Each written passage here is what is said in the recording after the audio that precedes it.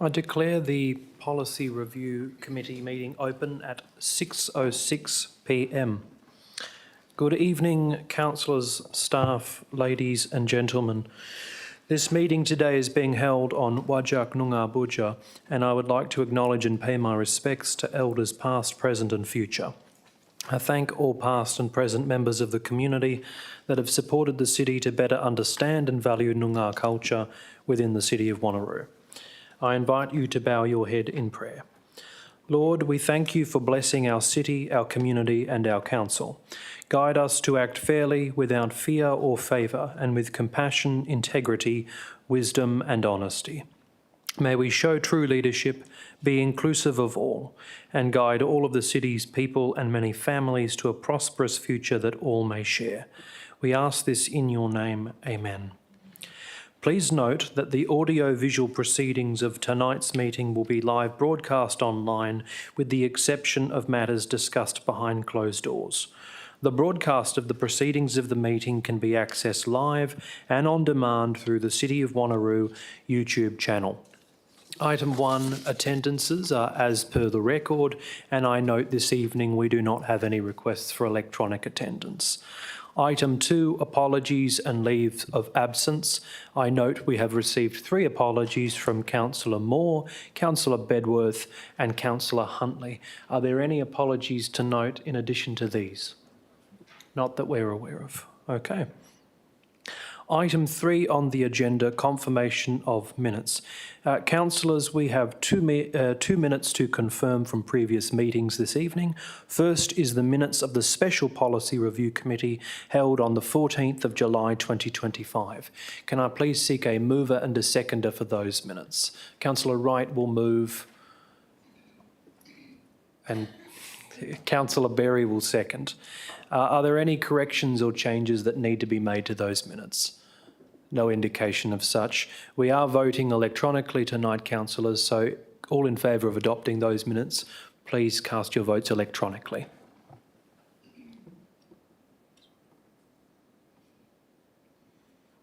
I'm just going to wait for the result to appear on my screen, although I hope this wasn't contentious.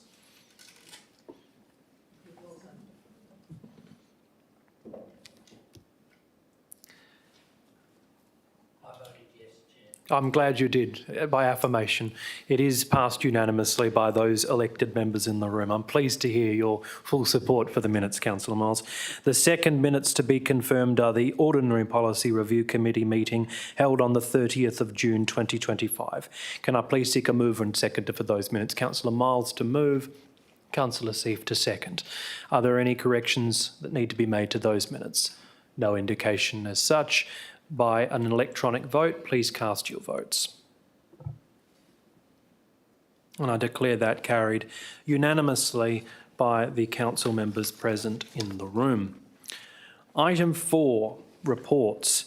So I'm going to just take this a little bit slowly. I did send elected members a message this morning to indicate that there are 13 reports on the agenda this evening, and there are 3 consecutive meetings that we're dealing with. So where there is capacity to deal with matters en bloc, we will consider that the most appropriate way to do so.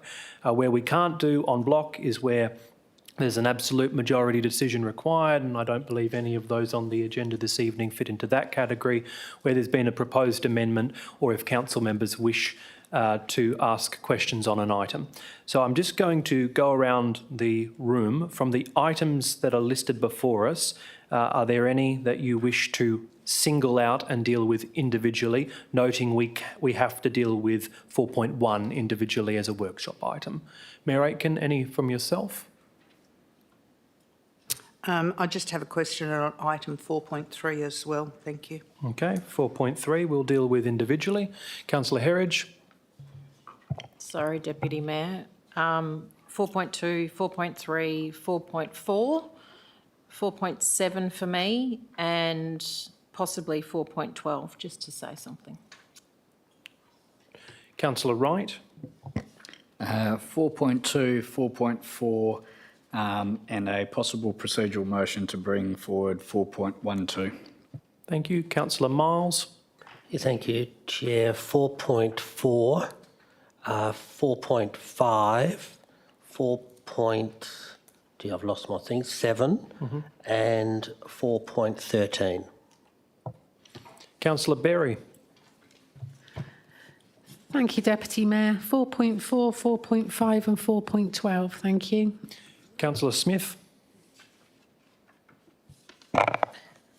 I think that's covered it for me, but I'm double checking, so I might need to come back. Okay. Councillor Coetzee. I'm very sure my questions will be asked by the fellow councillors. Thank you, Councillor Coetzee. Councillor Parker. Already covered, thank you. Councillor Seif. Thank you.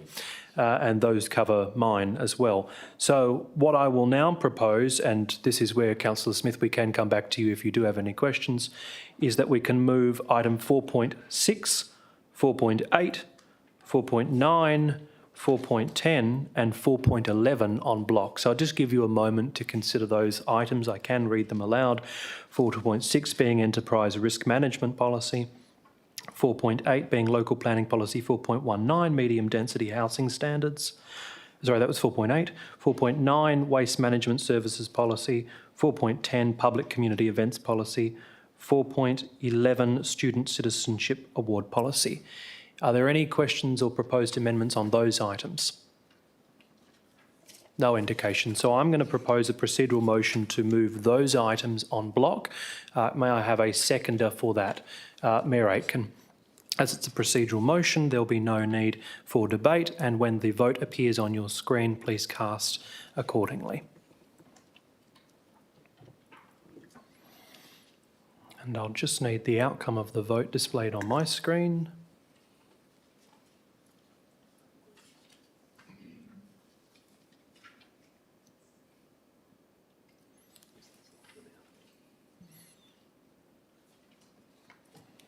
We'll give it another 10 seconds and then we'll just switch to the show of hands.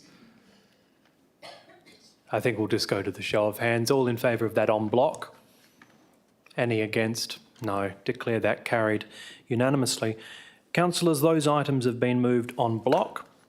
What I now seek is a procedural motion to suspend Standing Order 5.8, the limitations of members' speaking time.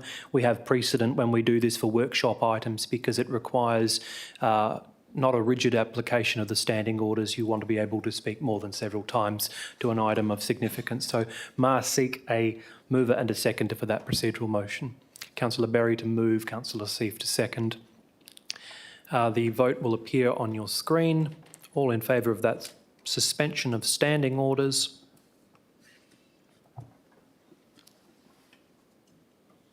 Who am I missing?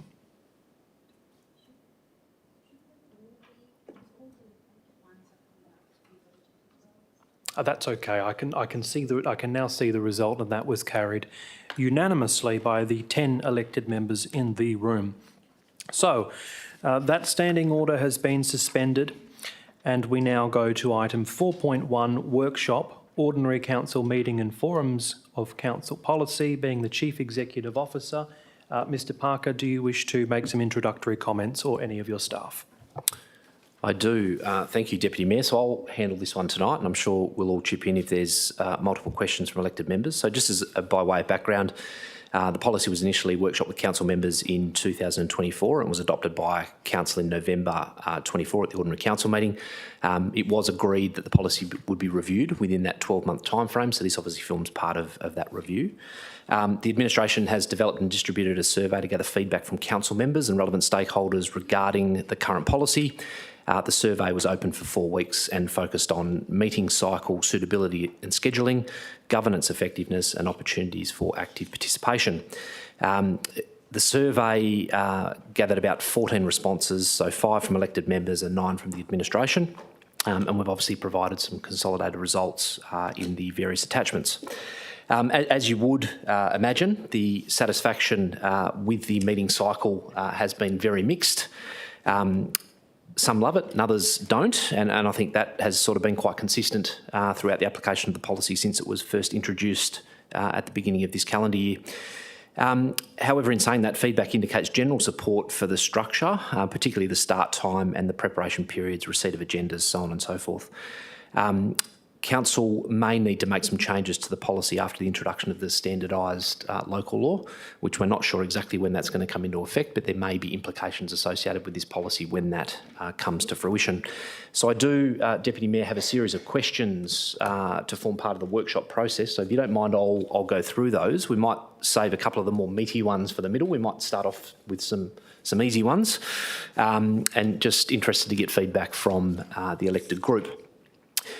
So the first one we've got is in relation to motions on notice, and we have received a little bit of feedback over the journey in terms of when they're presented. Are they presented when we have the information and we add them to the agenda for the agenda briefing, or do we hold off on all motions of notice until they are complete and ready for the OCM? So I guess we're sort of trying to seek some feedback from the elected group as to how we present that information so that we can get some policy direction to make sure that we're doing that consistently moving forward.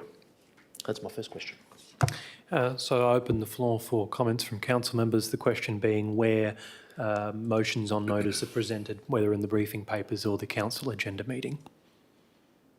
Councillor Berry.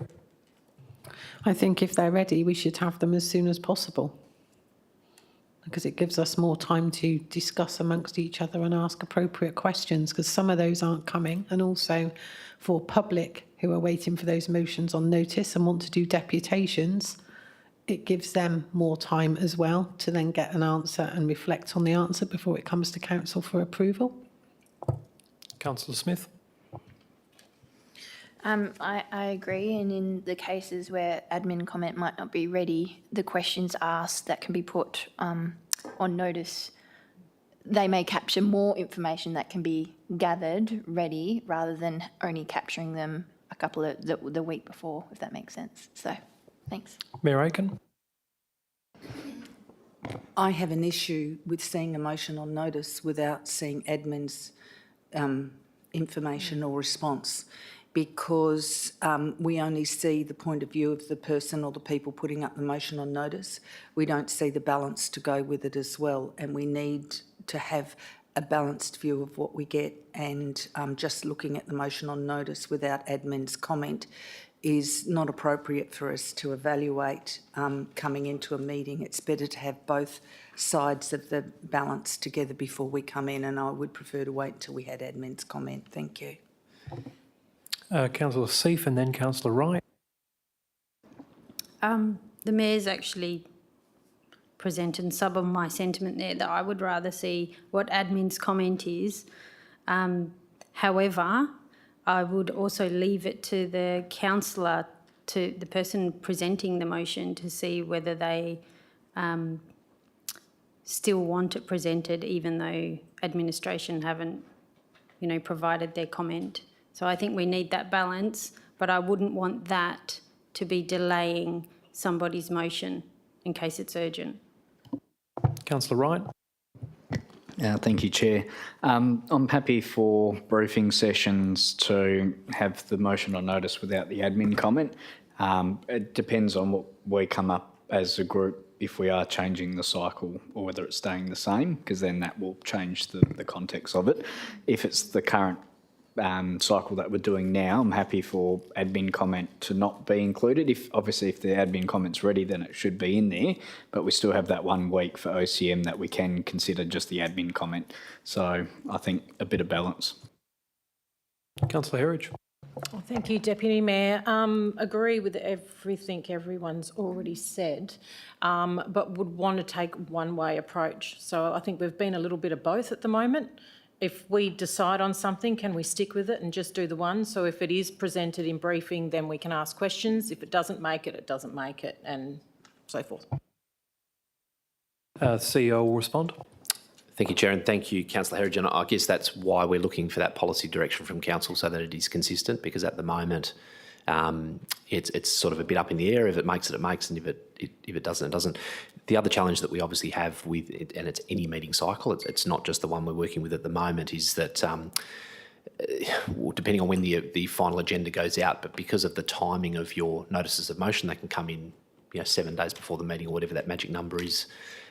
Sometimes they have to come through separately because there's just not the time to prepare the admin comment, and it just depends. So the earlier the elected members get those notices of motion in, the more often they'll appear in the consolidated agenda.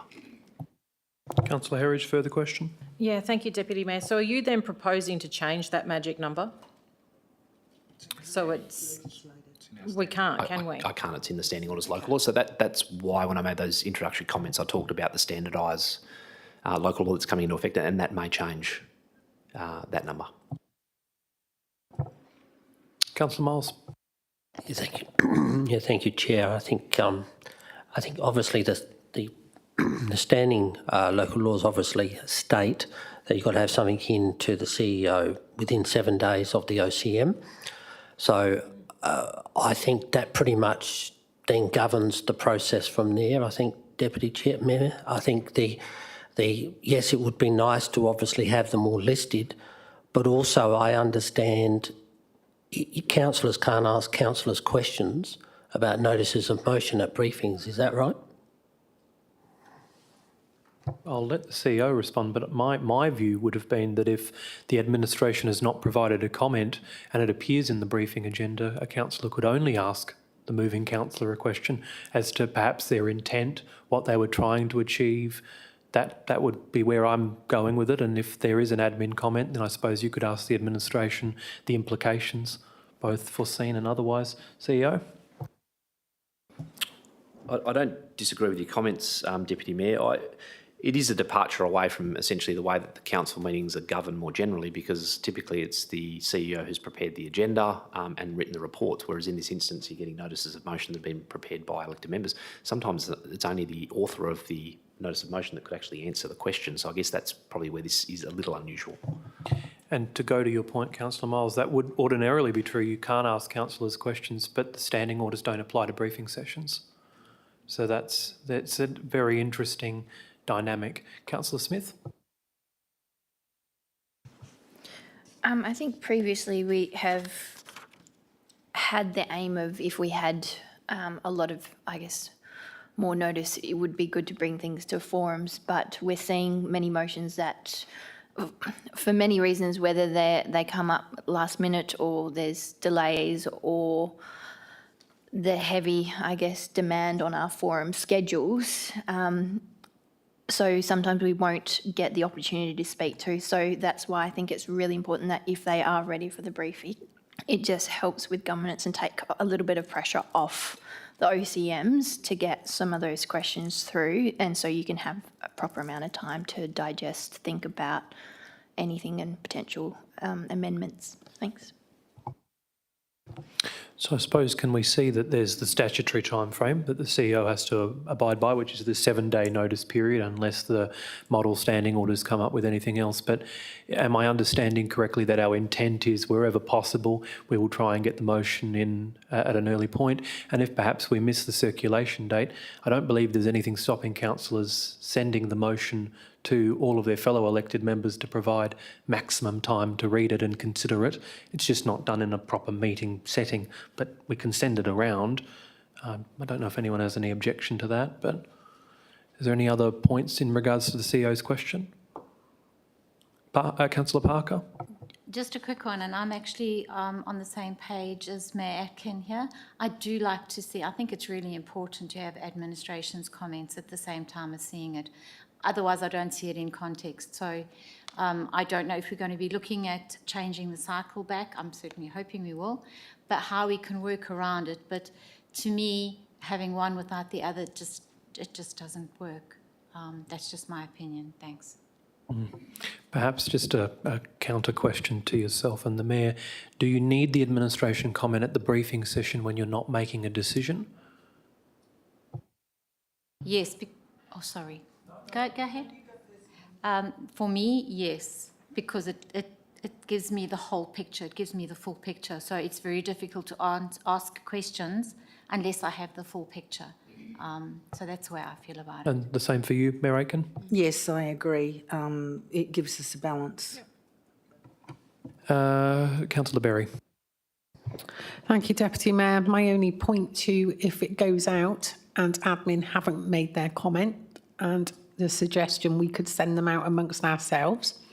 Sometimes administration will then give some feedback. that motion can change, the way it's written can change, and the way people receive it would then change. So for me, if it's ready, so if admin have done their comment, it's all agreed between the elected member who's proposed the motion and administration, and it's ready to go before, as quick as it is from when it goes in, I guess, then that, I think that is the optimum point to send it out, because everybody's then getting the same message once. It's not going to change. The public can see it if they need to see it as well, and everyone's a little bit ahead of the game.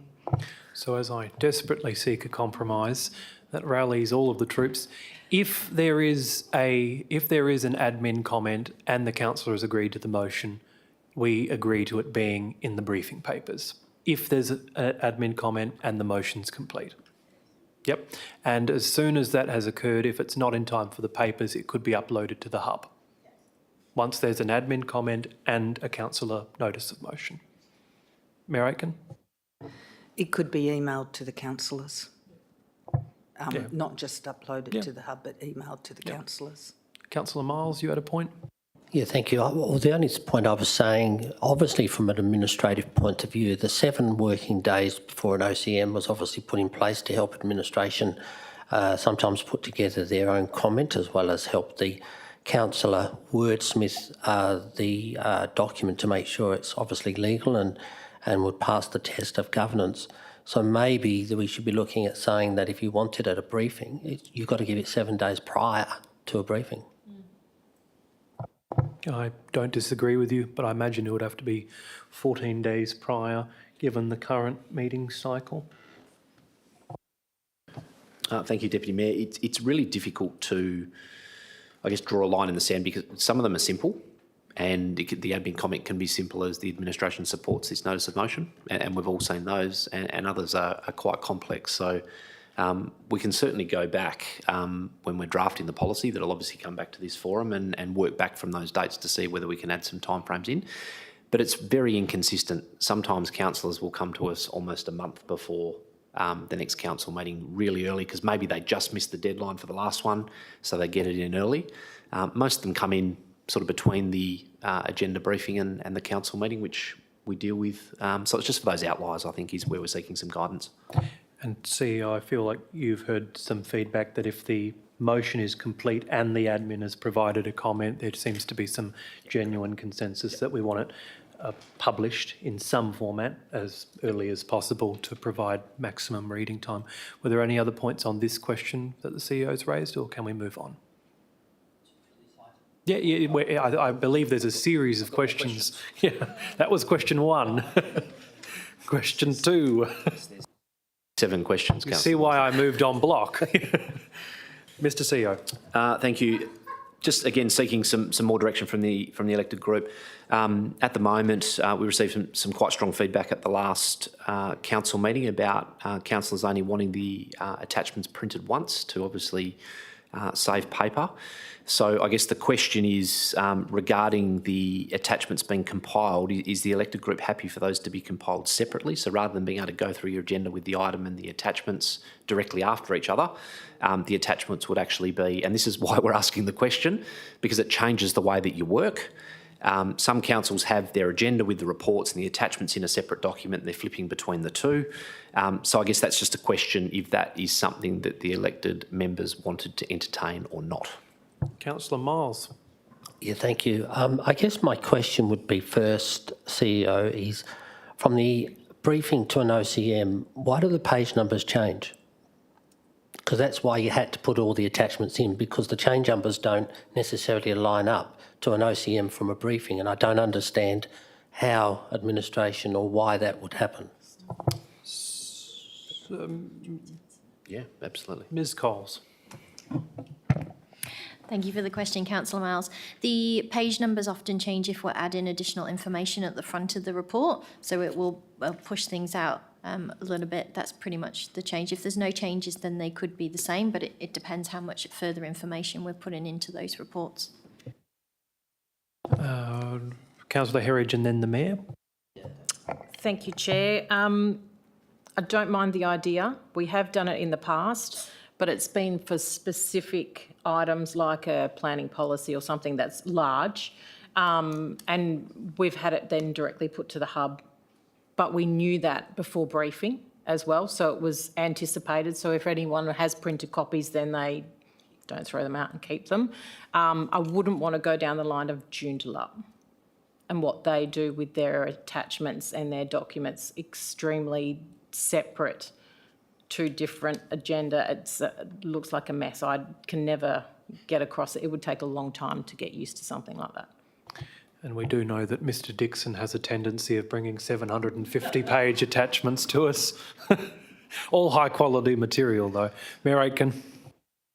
Yes, I was just going to say, if it's an attachment that is 750 pages, or, for example, our heritage survey, or, for example, our annual report, and there are no actual changes to them, if they be separate, because our annual report's quite a lot of pages, so was the heritage survey and that, and I'm quite happy with that. But in general, I would like the attachments behind the reports because you refer to them straight away. It's easier, it's in sync. But for large attachments, that could be considered, and I would be happy with that. I think you make a very good point, Mayor. Councillor Seif. I would also prefer it to remain the supporting evidence to remain directly behind the report, but if it is huge, you can't even flick through the thing. So it's actually more convenient to have a large document separate so that you can flick through the agenda and your reports. I am going to take the opportunity to say, can we please have briefer and clearer executive summaries? Sometimes our executive summaries, I'm reading the same thing in the report 4 times before I even get to the supporting documentation. So I'm sorry, but it's actually not fair to do that to us. But I really appreciate the reports that do come through. I don't want to discourage anyone. Thank you very much. Not that I'm snooping on General Counsel's notes, but she did write down that point, so it has been duly noted. But the Mayor has sort of brought up a good point that for the large items where there is a significant attachment, like let's say more than a couple of 100 pages, if there's been no changes, there's no contrary view, is it, that we don't need that reprinted? Large attachments, that no changes, doesn't need to be reprinted. Okay? Is there any other points that you want to make in terms of what the CEO's just asked? Councillor Miles. And just on that one before we move on, I guess, what are you calling large? 50 pages, 100 pages, the Mayor stated 700. I think we need to give some guidance to administration. Mr CEO, what would you consider a significant attachment? 5 pages. No. I think, Councillor Miles, the notes that I've jotted down are around having some, I guess, clearer parameters when we come back to council. So I think we'll have some metrics. We'll go back and look at the history of what we've produced recently and also talk to the print room around convenience and those sorts of things. So we'll probably come back to you with something to give us some clear direction. Yeah, noting that this is the workshopping session that will lead to a report being produced to us. Councillor Berry, then Councillor Wright. Thank you. From my perspective, I do like the smaller attachments behind the actual report, but would it be helpful with things like we're just doing the council plan? If that's coming to us, generally it is, do council endorse this plan? That would be handy to read separately. Whereas other reports we get, I guess it depends on the type of attachment, it does refer you to parts of it, which makes it easier to have it behind the report. So I don't know if, if the bigger documents that say, can council endorse the whole thing, like our annual report, our council plan, things like that, I think that might be better separately, and then we can all save it. Thank you. It's noted. Councillor Wright. Thank you, Chair. I guess my points probably only really affects maybe 3 or 4 of us that use digital, particularly with the attachments, how they're separated. It can be quite difficult to keep jumping from document to document, and I need to sit there and merge all of the PDFs that we get, and that's something I do extra, and then bookmark it because the bookmarkers don't link to the right pages as well. So I don't know whether when you release, rather than having supplementary papers and then additional supplementary papers and then a confidential set of papers and then restricted confidential, it's too much to keep a track. And I understand we're restricted, but everything else should just be one PDF document on the hub, at least for digital users. I can understand for the paper ones, you've got to meet deadlines, but for the digital, there's really no excuse because you can upload it instant. No. Mr CEO, can we factor in the impact on the electronic agendas as well? We can, Deputy Mayor. It leads perfectly into my next question. Good. No further comments on that question before we go to the next one? Councillor Miles. No, mine just to follow on the page heading right at the top, it always has City of Wanneroo agenda policy, like tonight it says policy review. Is it possible to help with the digital format, the actual item that we're dealing with? So otherwise we've got to keep going to the front of the report to remember where we are on there. So it's like indexing just needs to be more clearer so we can flip around a bit better. That point has been noted and will be discussed first thing tomorrow morning. Mr CEO, next question. Thank you, Deputy Mayor. The next one, it comes down to Councillor Wright's comment there around supplementary agendas. I'm not a huge fan and advocate of supplementary agendas, and I guess the trouble that you have is when you are pulling together a large agenda and you're waiting on one report, the entire agenda gets held. So I just sort of wanted to have that discussion with the group, but I guess from my perspective, I'm looking to be very firm with those late reports. I think, you know, as an organisation, we need to be very disciplined in terms of when those reports come in. There are always things that happen that are emergencies, and I think the Standing Orders local law caters for those. But I guess just what we want to move away from, as Councillor Wright was suggesting, is having your agenda and then maybe 2 supplementary agendas because 2 reports didn't make the main cut. And then a confidential item, it's just very, very difficult to follow. So I guess I just wanted to float that with the group, trying to move away from supplementary agendas and really sticking firmly to those deadlines. Comments on this one, Councillor Wright? Thank you, Chair.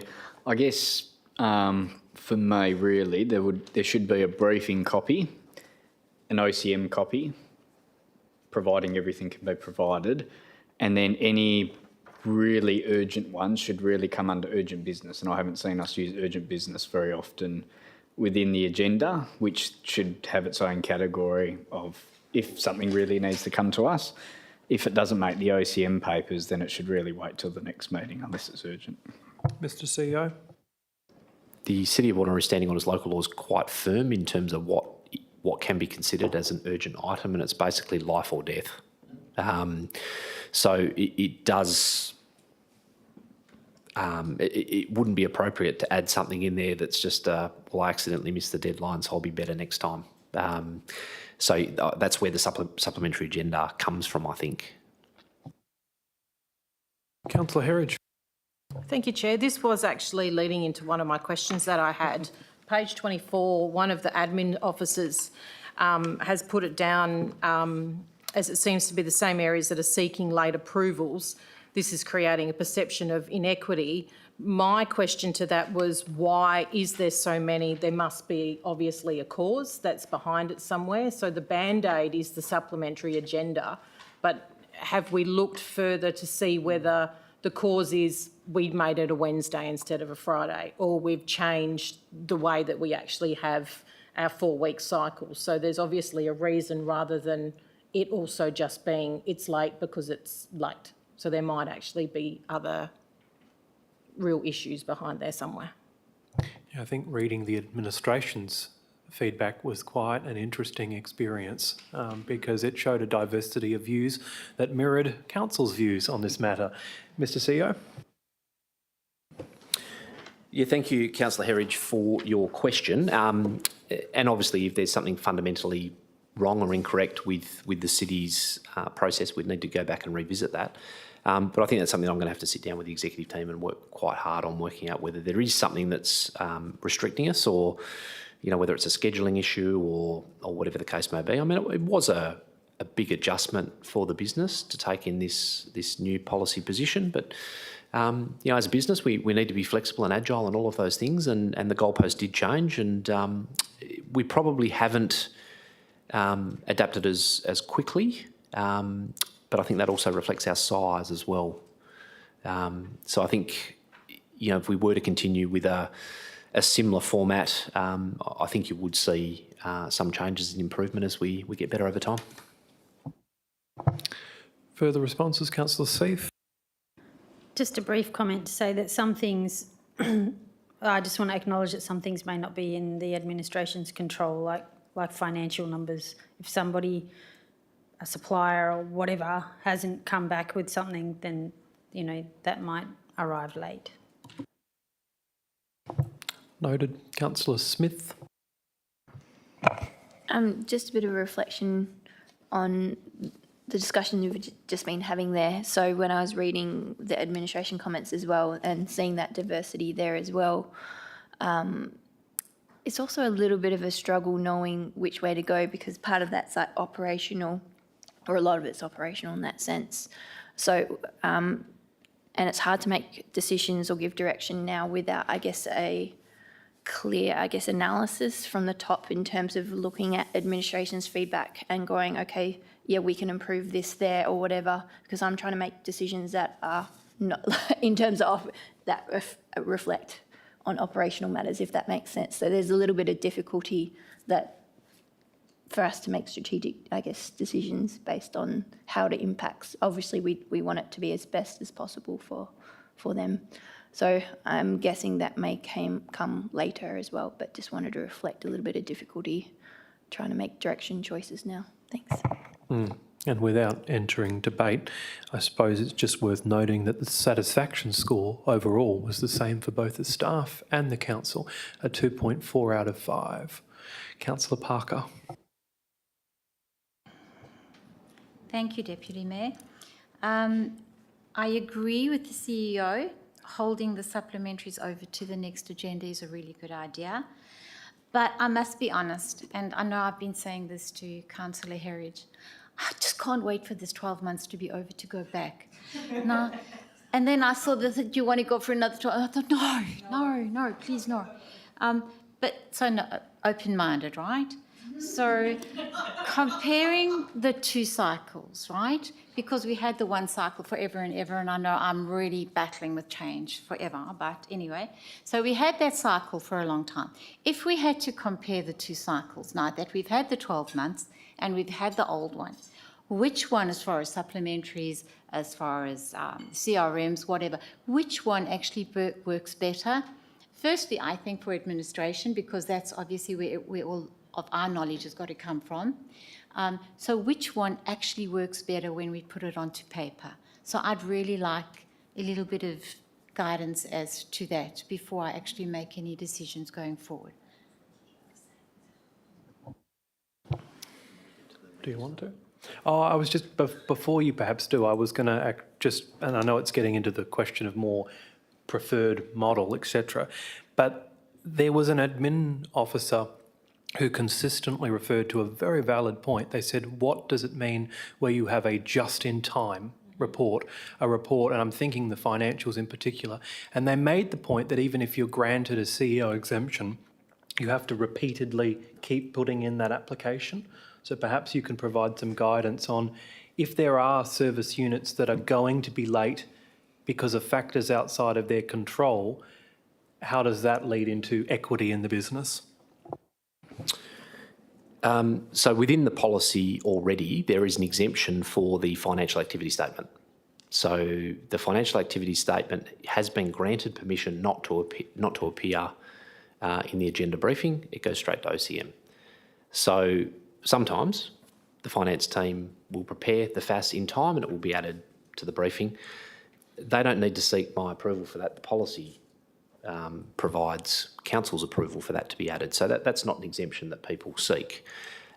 People need to come to me and ask for approval for a late item to be added because we've got an entire team who's waiting for reports to be presented and are sitting there. It's an incredibly frustrating process. But I guess the one thing that I would say, and it's in response to Councillor Parker's comments, is my job is to make sure that the elected members have the information that you need to make informed decisions. And there's a number of elements that go to that. It's the quality of the information you receive and also the timeliness. So it's very kind of you to keep throwing it back to the administration and say, well, what does the administration want to do? But we're actually here to support the decision-making process of council. And whatever you decide to do, we'll bend over backwards to see if we can make that happen. So it's very kind of you to be asking the administration how this is going, but at the end of the day, it's about the elected group and it's about you guys making informed decisions, and we'll do whatever we can to see if we can make that happen. I think that leads into the CEO's next question, which is around continue or what is the next question? Yes, next question, Deputy Mayor, Yeah. thank you. So next, we're getting there. So the next question is, and I thought I'd save this for the middle of the questions rather than kick off with it, is should we continue with the current meeting cycle, or should we look at going back to how it was, or is there another derivative of a model that you'd like to roll out and have a go at in 2026? I did hear Councillor Miles pointing out quite correctly it's not a decision-making forum, it is a workshop item. So these are views, council members, that can be subject to change based on rigorous debate. So, thoughts around the table. Councillor Coetzee, we'll start with you. I'm happy with what it is. I like change. I don't like things to stay the same. I like to swap around with things to see if things goes better. So at the moment I'm happy with it, but if you guys want to change it, go for it. Councillor Smith.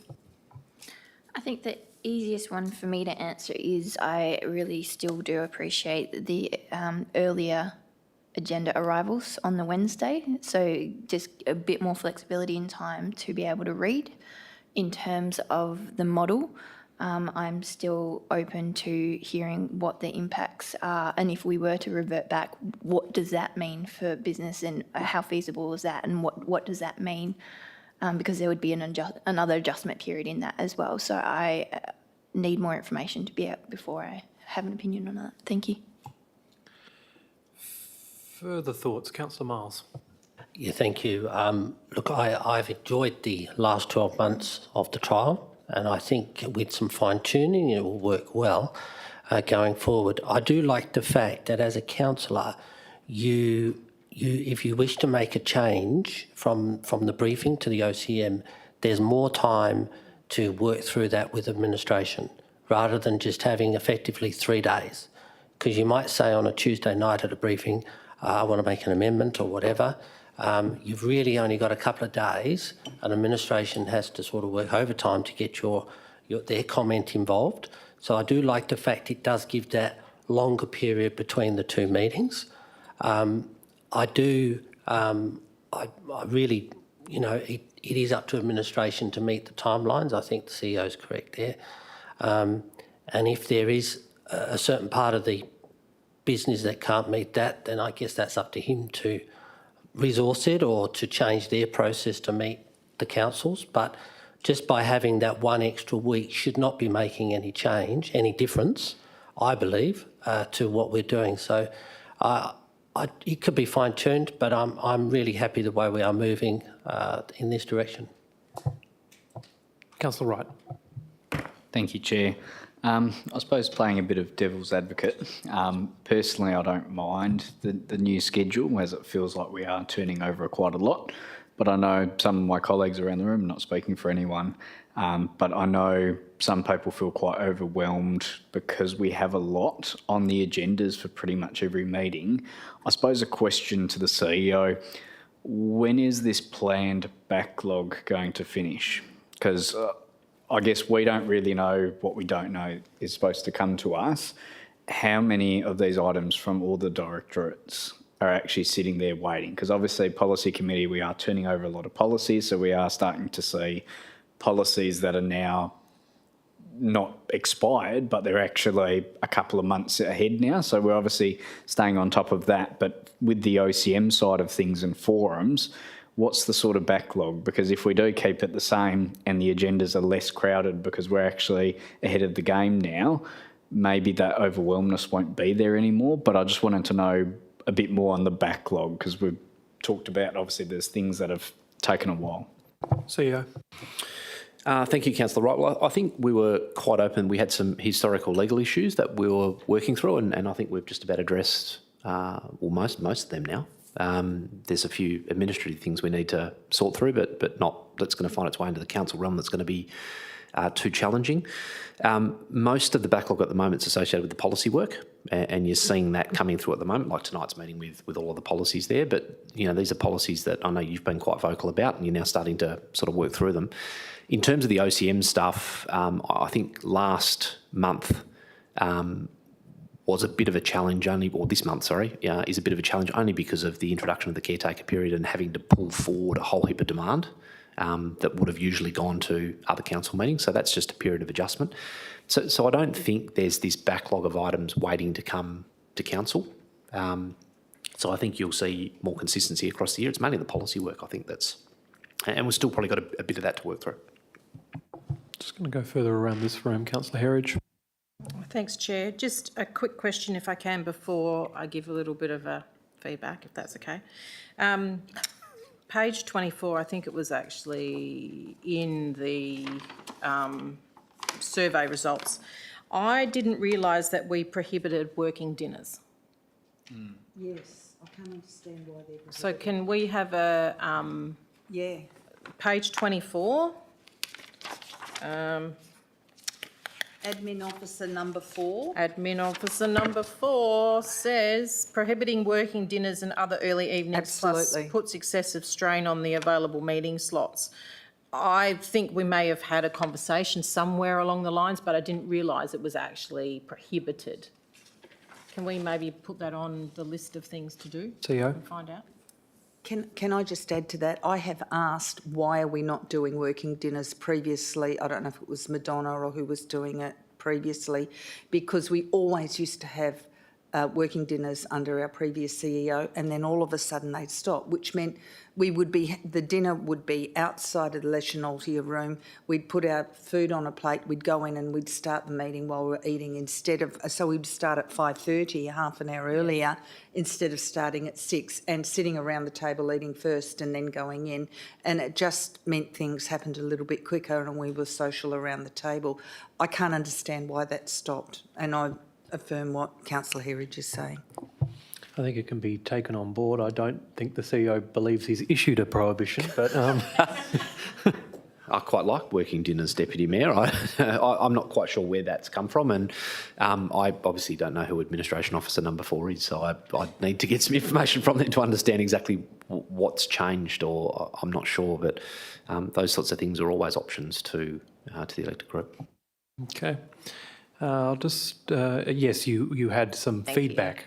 Well, just generally while everyone's putting a bit in there, I do respect exactly what you're saying about staff doing what we give them as a directive, but I also, the psychosocial thing is actually really big for me. So if I'm seeing in that survey that staff are saying they don't get a break, because I'm also feeling that I don't get a break with the current meeting cycle, that's not okay for me. It's taken me until this time to kind of get used to it. I don't want to get used to it. I don't like it at all. If that's the only thing that changes and we keep your Wednesdays and everything else, that fits well with me, because it's the amount of consumption of information that we take on, and everything is so important. One of the admin officers did actually say in there, I can't remember the word that they've used, but they generally said exactly the same thing. We'll be compromising the decision making because there's so much information that we've got going on. So that's a big one for me. What Councillor Miles was saying about having more time, I don't know whether we've actually seen the actual evidence of that come through in the 12 months. It's there as an opportunity, but we're not taking it. So I don't see that anything's changed. That was also replicated in the survey results from admin. Someone also did actually say that the questions that are coming through aren't changing. They're not coming earlier, they're still coming at the same time. So that was another one that I found interesting. I don't find that we're doing more. I think we are busy and we feel like we're busy, but I don't think that actually is interpreting into actually making decisions and getting more stuff done. I think we're seeing a lot, but it's kind of deceptive that we're getting a lot more done. And the end time of forums, I think we've discussed this heaps. There's this magic number of 9 o'clock where the meeting policy, I think, says 10 or 11. The feeling of rushed is just awful. So if we've got time and we've got a backlog, or we need to put more items on a forum, so there's 6 items instead of 4, put 6 items on. Make us go till 10. We've said we'll sit there until 10 or 11 o'clock. We should be using our time more effectively. If we're there, we're there. Let's, use it and get it done. I will go to you, Councillor Smith, but I'm just going around the room first for those who haven't spoken. Mayor? Yes, I agree with Councillor Herridge about the working dinners and being able to start forums earlier, half an hour earlier. That would in effect give us more time. The other thing is I find it very distracting having the week in between the ordinary council meeting and the briefing. There is no actual reason why we can't get the briefing agenda on the Wednesday and still get the ordinary council meeting agenda a week later if we get it on the Friday. Normally, the changes between briefing and ordinary council agenda are fairly minimal for us to read anyway. We don't have to read it from back to front. So I would prefer to go to having the briefing. I think that's on the 2nd week and the ordinary council meeting on the 3rd week. The other thing I'd like to make comment about, and this is Admin Officer number 4 on page 24, saying having another meeting between briefing and OCM risks distraction and dilution on focus on that meeting's reports, which is what I said right from the beginning. It creates dilution and distraction from when we come to the OCM meeting reports. It would be better if it was precept upon precept, briefing one week, OCM the next week. And they also made comment about losing the OCM in October means that it materially affects the amount of work council can process. So it's a 9% reduction in that statement there of time. So we have to do an extra 9% of work over our council meetings in the year of an ordinary council election. So, yep, those 3 things. Working dinner, no break between the OCM and their briefing, and maybe the Wednesday for the agenda for briefing to give us extra time to read it before the briefing, and then the Friday for the OCM agenda because the changes are minimal and highlighted in the new agenda. Thanks, Mayor. I am going to go to this side of the room first and see if they have any thoughts. Councillor Seif and then Councillor Parker. Thank you, Deputy Mayor. Definitely support the working dinners. If they're from 5:30, I'm guessing that the reason is because everyone can't make it at 5. And I do like receiving the agendas on the Wednesday. I like the current delivery. Councillor Parker, did you have anything further to add before I go back to the other side of the room? Just very briefly, I'm also happy to receive the agendas or the reports on a Wednesday if that's going to help our working councillors. And the other thing about the length of the forums, and please, I'm not saying this about anybody, but I think if we have a really heavy agenda that night at a forum, it's also up to the councillors to be responsible as to perhaps making sure that the questions they ask haven't been asked before. So I think just councillors also just taking on board, if it's a really heavy agenda that night, if we all just pull our weight and if we do what we're supposed to and we just try and keep things moving, it also helps the chair and the length of the meeting. So that's about it. Thanks. Councillor Smith, then Councillor Miles and Councillor Wright, then Mayor Aitken, and then me. Thank you, Chair. I agree with working dinners. I agree with Councillor Miles in terms of the points about the extra time to be able to put in amendments and things like that. That for me is really helpful, I think, in terms of sometimes you're just recovering from the meeting, going back to work, and the days go by so quickly and that gap closes very suddenly. Now, I know there are comments in the surveys that reflect the perception that it hasn't led to improvements. I think there might be, but so it would be nice to have, if we can have some empirical number crunching on that, if there's anything possible of like when we've got stuff to kind of cut out perception bias in there, if that's possible. But I think I agree with Councillor Miles as well in terms of with continued tweaks and things like that, things can get better. But I also acknowledge the other pressures of the dilution and or whatever in terms of the times and things like that. So it's a real mix for me that there's pros and cons to both in that sense. Going on from Councillor Wright in terms of the backlog one, that is one that I really had a question about as well in terms of, so that was great that came up, because just a little bit of reflection, sometimes when you have the double hitters of the Monday, Tuesday, and you've got work Monday, Tuesday and Wednesday, it is a massive killer to your week. So if we continue, because I think we still have in the meetings policy 1, 3 and 5 for Mondays as well, whether we would even think of changing it instead of a double hitter to a Tuesday and a Thursday, just so you have a night in between or something. That was just something to run up the flagpole. Not to do too many changes, but I have noticed that has hit me for a 6 at different times. In terms of time lengths for meetings, I am happy to go later. Especially in the fact that sometimes with the workshops and different things like that, we don't have enough time to give our opinions on things, especially when they're supposed to be workshops and things like that. So a little bit more time flexibility in that. What else was I going to say? I think there was some comments by some of the admin people as well about, is it possible to have a little bit more flexibility? So I understand the CEO talks about, having the discipline and having things working, but I think, was it local policy plan that 4.3 or 2 or something we were just talking about recently about having a little bit more flexibility.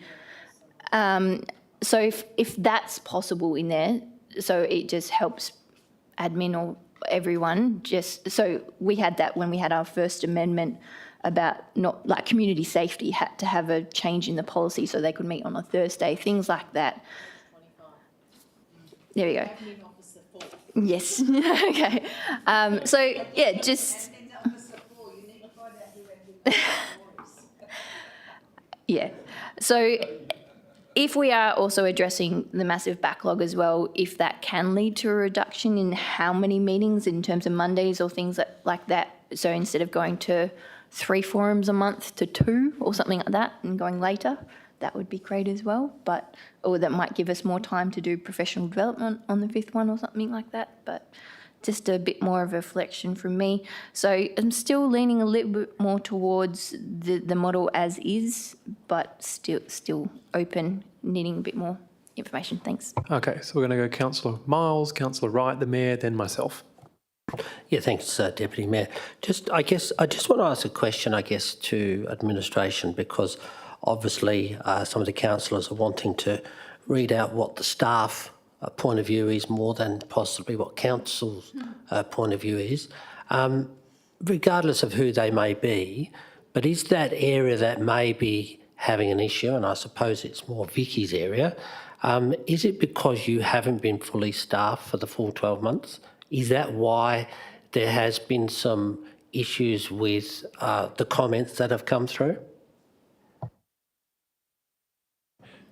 I don't know if the question is the area that. No, I think. Yeah, it is the area that's actually. I don't know who those staff are, and I don't know who got those. But if it's not governance or it's not in Vicky's team that prepares our agendas and what have you, and so it's obviously either a manager or a director. So I guess my concern is, where is that? I guess a falling point. Still your problem as CEO, but obviously it's been repeated by council tonight, and that could, it could just be a resourcing issue that's not quite there. Mr. CEO. Thank you, Councillor Miles, for the question. I guess just to remove any doubt, it's certainly also Vicky's team does put together the agenda, but I'm not aware of any reports that have been late, so there's no late reports that come out of the legal governance area. So I think the the comment that you're making is, it sort of goes back to Councillor Herridge's comments earlier about, is there a contributing factor as to why there may be a pocket of the business that's battling with the timeframes? And I guess my response to that was, I've got to sit down with the executive team. We've got to work through it. If it is a resourcing issue, we need to address it. If it's a process issue, we need to address it to see if we can work through some of those challenges.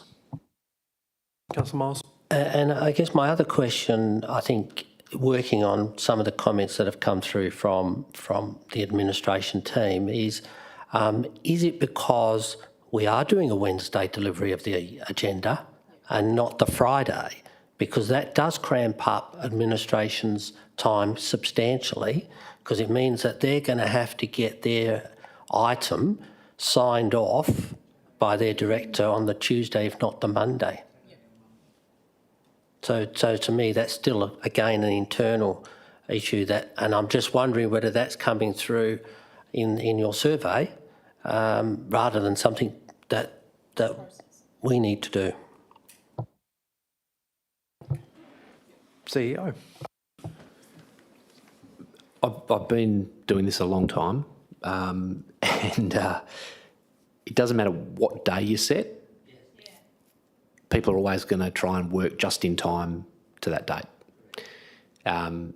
So in my view, the way that we've changed the dates shouldn't have a detrimental impact on the lateness of reports. I think, as Councillor Herridge alluded to, maybe there's something else that's going on. So that's what I'd like to go and explore. But if we went back to the old way that we're doing it, internally we'd still have some different timeframes, because the timeframes we work to from a council perspective are the ones that you see, but there's also internal timeframes as well, because we do agenda settlement and those sorts of things. And I'm very firm on those timeframes, because I truly believe that the executive team should be able to review every report before we get to agenda settlement and have time to do that, to sit around the table and critique each other's reports and have input. If you're not meeting those deadlines internally, then those reports are potentially going through to council without the scrutiny that they should have otherwise had. So we've just got to go back and look at those timeframes and remove any bottlenecks or process issues that we've got. But yeah, in my experience, it doesn't matter what date you set, people will work right up to it. I guess just to finish, Chair, I think my concern is if we go back to the 1 week and then the week straight after, if administration thinks that it's difficult now, it's going to get worse, because we're getting busier. The council is getting busier. We've got a whole bunch more coming online that we have to deal with. And therefore, if we're trying to progress and streamline things at our level so we can get things moved through in a reasonable time. So I think my concern is if we went backwards to our old system, I think we'd have bottlenecks all over the place. That's my view. Councillor Wright. I forgot where I was even going to start. Just in regards to, I've probably softened my stance, I should say, on whether we go back to the old one or stay with the current one. I guess maybe framing it a bit differently, do we need to start looking at maybe starting midway through January and not cramming is the wrong word, but bring in additional sessions, like rather than starting budget process halfway, in February, March, do we start doing the first one from January? Do we start not taking the last day or last, couple of days of January, but do we cram in an extra 2 or 3 Tuesdays worth in January and leave the first one out for public holiday week or something? I suppose that's one point to consider. And 2, I'm a bit reluctant of having earlier meetings. I know, again, being selfish, work-wise, can be quite challenging for people that work. I know there's quite a few of us that rely on public transport or freeways, and again, between 5 and 6 is a nightmare, and then missing dinner or, and then sitting in for a 4 or 5 hour, sometimes, quite long meetings can be quite frustrating. And yeah, my temperament changes if I'm not fed. But I guess I don't mind if it's a working dinner for forums, but if it was like an OCM or something, yeah, a bit yeah, for forums, that's fine. And it depends on what it is. I guess if it's really meaty stuff, do you want it to take all the time up as the first item? I think just the way it's structured and how it's positioned. I suppose the last point, and I'll wrap up, the items that are coming to us, I think there needs to be some guidance from maybe council in terms of what actually needs to come to us. Because sometimes there'll be stuff that comes to a forum that I'm like, well, is it an actual decision? Are you purely just informing us? Is this something that just could have been a briefing note? And when I say briefing note, 1 to 3 pages. Any more than that's probably a bit much. But maybe there needs to be some criteria in place, because I feel some areas we under-consult and some areas we over-consult. And I don't think we've quite worked out that balance. So we're still seeing some items 3 or 4 times when they probably only need to come to us twice. And then the stuff that is actually meatier is actually going straight to an OCM and not actually coming to us for consult. And then that's where we have the outcry from community, because it hasn't been properly reviewed by us before it gets released to the public. So I think we need some more criteria around what actually comes to us and what's the appropriate forum for it to come to us. Yeah, I'll leave it there. Thank you, Councillor Wright. We'll reflect on those points. Did you want to make a response now, or just happy to reflect on those series of, yeah. Happy to respond briefly, Deputy Mayor. So I haven't got the exact wording in front of me, but the policy does make reference to what should come to a forum versus other ways of communicating with council. So I guess, maybe it's that question after each item, you provide us with some feedback as to, I think that's probably the best way to achieve that better understanding of exactly what you want.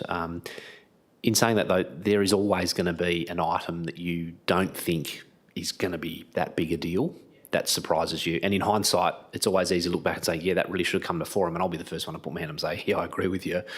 But sometimes you just don't foresee stuff coming. So we're never going to have it perfect, but taking your feedback on board, I think there's definitely room for improvement. Okay, we're going to go to the Mayor, then myself, and then we're going to do any last comments before we push on. Mayor. Yeah, I've got some comments to make that might be seen as controversial, but I think they kind of need to be said. We had 5 out of 15 councillors respond to the survey. We have 9 councillors here tonight and 4 of them didn't respond to the survey. Just pointing that out there. It really is important that we respond to the surveys that admin send out to us about this stuff so that it can be appropriately evaluated. Looking at the data here, 1 in 3 councillors responded to the survey, and we have 2 in 3 councillors almost here sitting in the room. And that is really hard for us to have an informed response when we don't have all of the councillors' input. The other thing is, one of the councillors commented, the Mayor still does not allow enough time for discussion, therefore meetings can feel rushed and participants are not able to be fully involved in meetings. And then they talk about the concept forums must wrap up by 9 p.m. because the Mayor has work the next day. You do understand there are 6 councillors that have work the next day, and whilst we're not under HR policy and we're not under that consideration, we have administration who are here, who have been here since 9 or 10 o'clock in the morning. By the time 9 o'clock comes, they've already been in the building 12 hours. A 12-hour shift for anyone is huge. And you might say that is operational and it's the CEO's responsibility, as I've had a councillor say to me.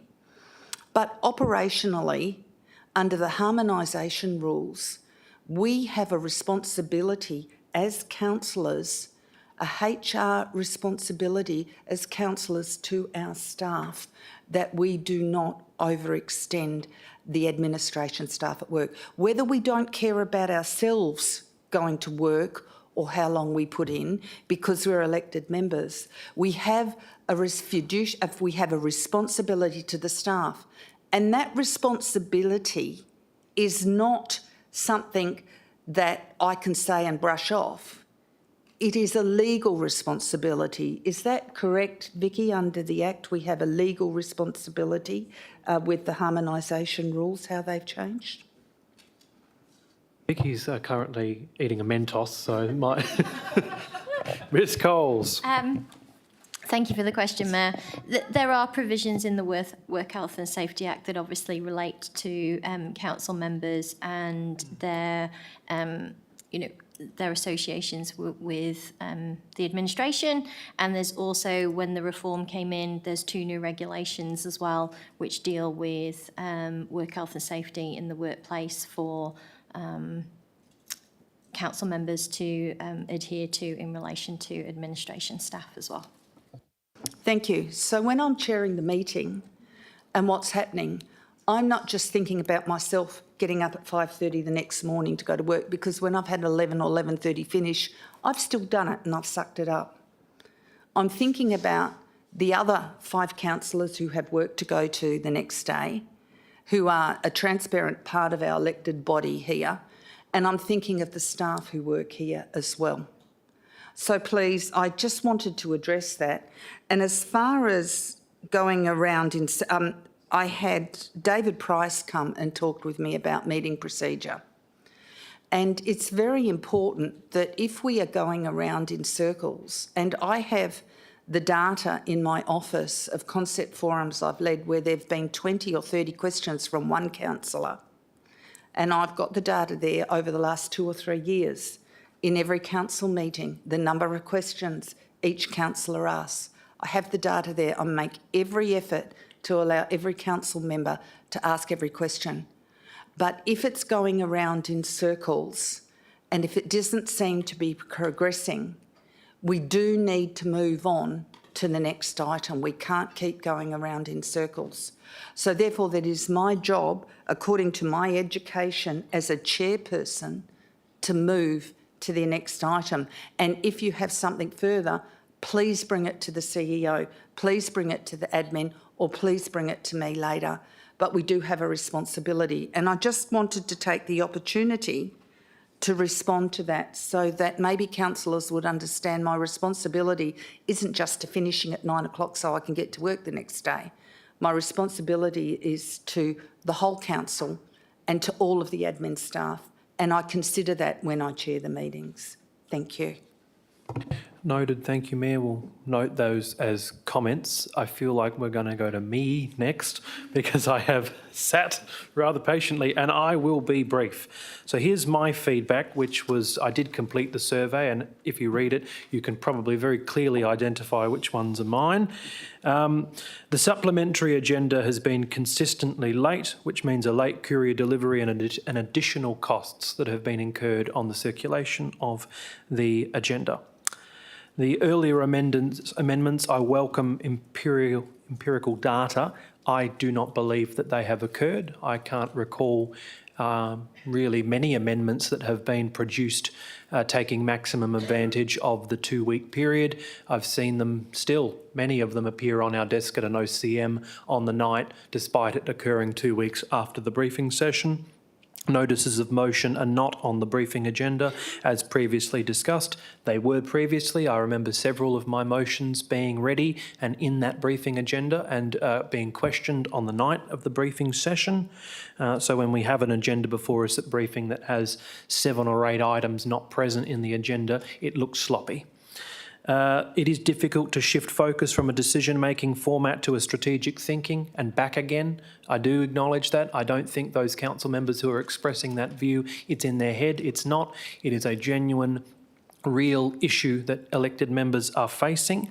And in terms of the backlog of concept forums, we have all experienced it. Those of us who have tried to use this meeting policy to get 4 members present to sign, there's been examples where the wait time is upwards of 5 to 6 months. Sometimes that's due to the complexity of the report that needs to be produced. But I think you'd appreciate 6 months is a very long time to wait when the intent behind this policy was to clear more space in concept forums for matters of general business and actually to establish an elected member forum-led agenda. So to have 1 or 2, we were meant to have a spare Tuesday twice a year. I don't believe those have eventuated where elected members have greater control. Perhaps they've been taken up with professional development training, but elected members certainly haven't had the chance to get items on the forum agenda in a timely and efficient manner. Now, I'm not attributing all those things to the policy, but I think they have all been consequences of, whether unforeseen or unrelated, but they have all happened in the last 12 months or got worse. Those are my views. Councillor Berry, you haven't spoken yet, so I'll go to you and then I think we'll probably best move on. Thank you, Deputy Mayor. I've just got a question. It's not really a comment. What system does admin use to get items onto the forum agendas? So if we request something to go to forum, what system are admin currently using? Because one of the admin officers has made comment about it, so I'm just interested in how you do assess what goes to a forum that we've requested and what doesn't. Thank you. CEO? Thank you for the question, Councillor Berry. So if you, as per the policy, if you get the support I think of either 3 or 4 other council members, it's not a choice the CEO then has to make. The item then goes on the agenda. I guess I always liaise with the team and sort of say, given your your corporate business plan projects and all of the things that you've currently been charged to work on this year and your work schedules, how quickly can you investigate this issue and get it on a concept forum agenda? So that's the first question that I ask. And then the second one is availability. So when the Deputy Mayor talks to, sometimes it takes time to get things on the agenda. Often it's around competing priorities. Because as you can imagine, when we sit down and we adopt the budget and the corporate business plan, it's a pretty full schedule of work. Sometimes the items that are being proposed are in addition to. So it can be challenging for teams to, I guess, manage their workload to get things on the agenda. So that's essentially the process that we use. Thank you. Okay. If there's no final burning comment, there are. Councillor Herridge, then Councillor Smith. It just dawned on me, thank you, Chair. There was a comment made, and sorry, Paul, within the admin that the change of budget workshops to a forum created an issue. So I'm wondering if that would also be helpful to actually look at, to pull that apart, because we've also had that same discussion, why a budget workshop has come underneath a forum. So maybe there's something there with processes that could help to have a look at. CEO? The way it's worked at the moment is that, and I'm pretty sure, I'm happy for General Counsel to correct me here, but the budget items were the first ones that we basically went out to the teams to say, when do you need those items? When do you need to secure those concept forums? So they were sort of put in first and everything else was sort of put around it. So that was the priority because of obviously the statutory timeframe, so on and so forth. If you want to shift them out of the forum cycle, they need to go somewhere. Now, one of the things I will acknowledge, and Councillor Wright and Councillor Miles have been quite passionate about this in terms of reducing the number of committees and working groups that you've got, so that's going to make some differences as well. So I think there's a number of things that you're working on at the moment that are going to free up your schedules. And I do agree with Councillor Smith, if you have a late night Monday and a late night Tuesday, and then you've got to turn up to work at 8 a.m. on Wednesday, you're not great Wednesday, not great Thursday, not great Friday. So, or then you've got Walga on Wednesday night, so sometimes you've got 3 nights in a row. So taking all of that into consideration, I think there's a number of things that are happening that are going to improve those meeting cycles and how we meet. Okay, we're going to go Councillor Smith and Councillor Miles, and then really with your indulgence, councillors, I would like to move on. Yeah, so there were some comments in the survey about the reduction or fear of reduction in some of the committees and groups seeing a greater, agenda on our forum cycle as well. And also other comments reflecting that they're struggling to get their items on forums as it is. So it's just looking at that. So that kind of was a little bit different to what you reflected in terms of we're getting through that backlog a little bit. So it still feels like it's there, but having a better understanding of what the backlog is and if the changes that we are making, is it going to increase the pressure on that forum cycle as well? That's something we need to take into consideration as well. So, yeah. CEO? Thanks, Councillor. I think some of the comments, and we sit down as a group at Agenda Settlement, we ask ourselves the question, does this need to go to forum? And can it be a briefing note, and can it go by another mechanism? So I think that administratively, we love to get in front of the elected group. We love to test our ideas, and this goes for everybody in the business. But sometimes there's better ways to communicate with the group. So we have had to be a little bit, I guess, stricter and a little bit more firm in terms of, no, that can be a briefing note, no, that can be done in another way. So I'm just not sure there's that absolute pent-up demand that's being discussed at times. Yes, there's competition for spots, but I'm not seeing, items spilling out the doors and into the hallways, that's for sure. Okay, Councillor Miles, and then we're going to move on. Yeah, thank you. Just a brief one, Chair. One of the things that I was wondering is something that we spoke about probably a year or two ago. Councillor Wright also suggested some form of it, is with the concept forums or the forums in general, can maybe we have a look at having some of those as director-led advisory groups? So there would then be an agenda, there would then be minutes, there would then be an outcome for those items that are presented by a particular director group. And then I think administration might get a better idea of maybe what the elected group is thinking. It could possibly help also when it comes to better governance in those forums, because sometimes we will do a forum and we think we might have agreed something one way, and then when we read it in here, it's totally opposite. So I think if we could have maybe advisory groups that are at a director level, so that director gets that night to put whatever they need to put up. I don't know how many times a year you can do that. Some directors probably only need once. Others may need more than that. So I would just like to understand how administration would think like that, and maybe the rest of the group. CEO. Thank you, Councillor Miles. The system you're referring to, and I think it was actually covered in the discussion papers and also the early reports that came to Council around this meeting structure, and the model you're referring to is essentially a committee structure. Call it an advisory group, call it a committee structure that's typically divided into directorates.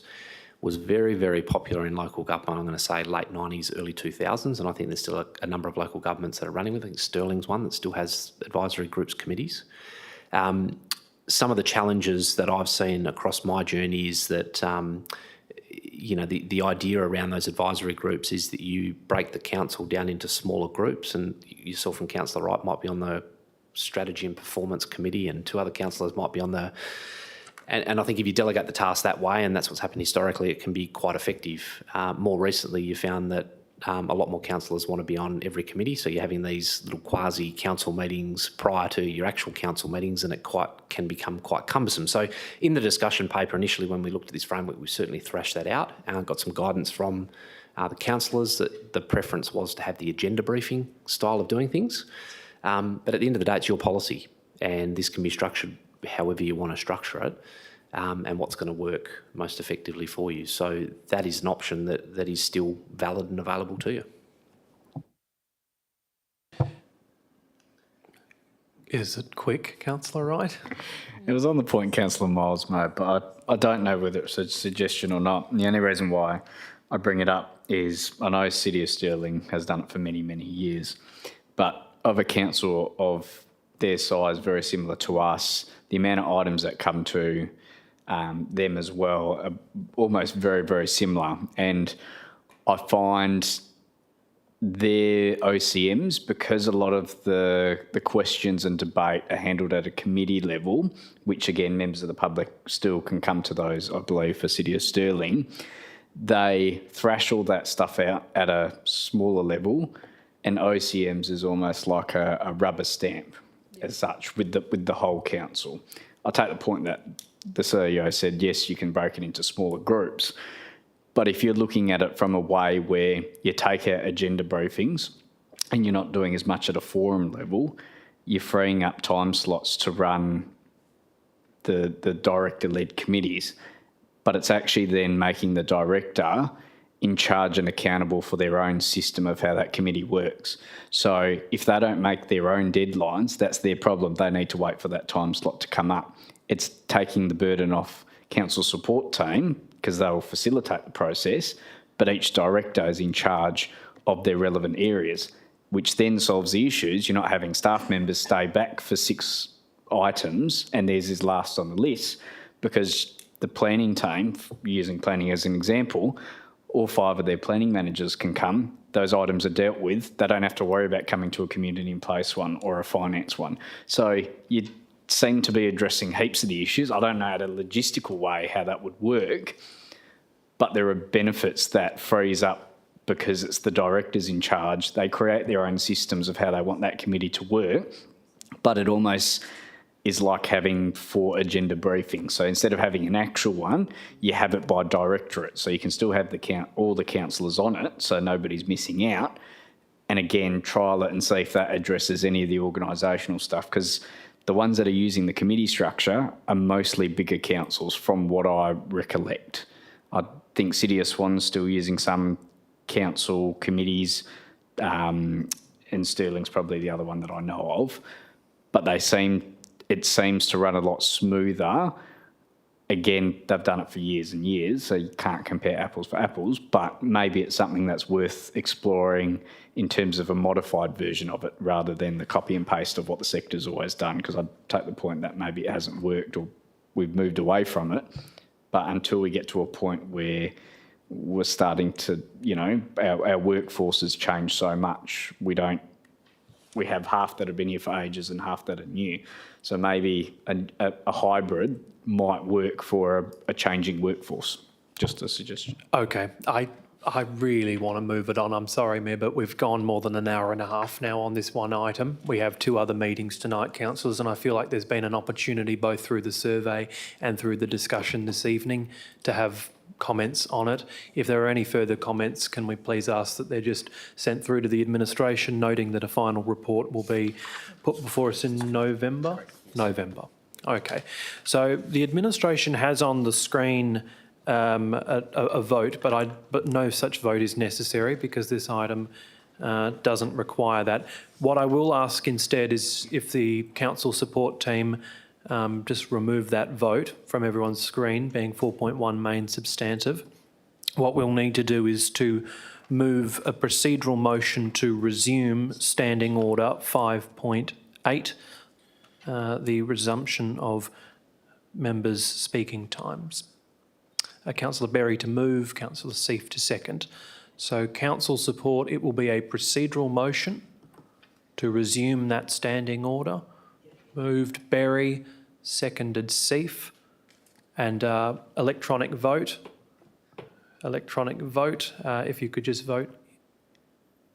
And Councillor Katsia is there. So, okay, that is passed unanimously.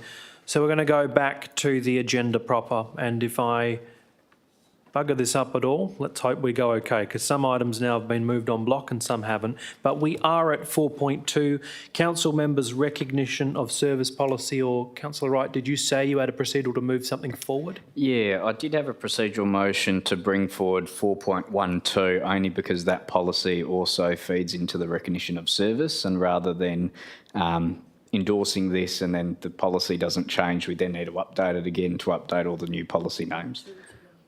Can I just ask if you're seeking to move it ahead of 4.2 or after 4.2? Ahead. Ahead, okay. So there's a procedural motion that's been moved to change the order of proceedings to bring 4.12 first. That's been moved by Councillor Wright. Is there a seconder? Councillor Miles will second that. So in voting on the procedural motion that's before you, it's to bring 4.12 forward first. Please cast your votes. And I declare that carried unanimously.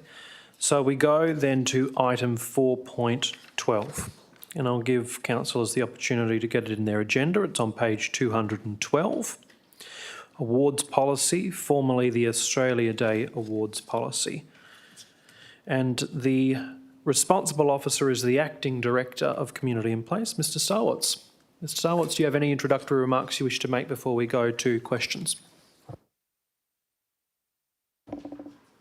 Thank you, Chair. Just briefly, this item 4.12 and the previous item, which has already been passed on block 4.11, it's intended to combine those two policies into one and rename the policy the awards policy, following feedback and discussion with this item through the Festival Awards and Cultural Events Advisory Group. And so the policy is intended to be broadened to cover a range of awards and align our Australia Day Awards policy to the Aspire program. So there are some changes to the policy proposed, but it's seen that these are with the main intent to streamline administrative processes and provide improved policy clarity. And I'm happy to take any questions. Thank you, Chair.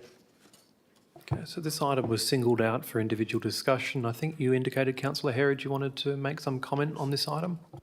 I did, thank you, Chair. It was just to make sure that we use the right words when we reference FACE.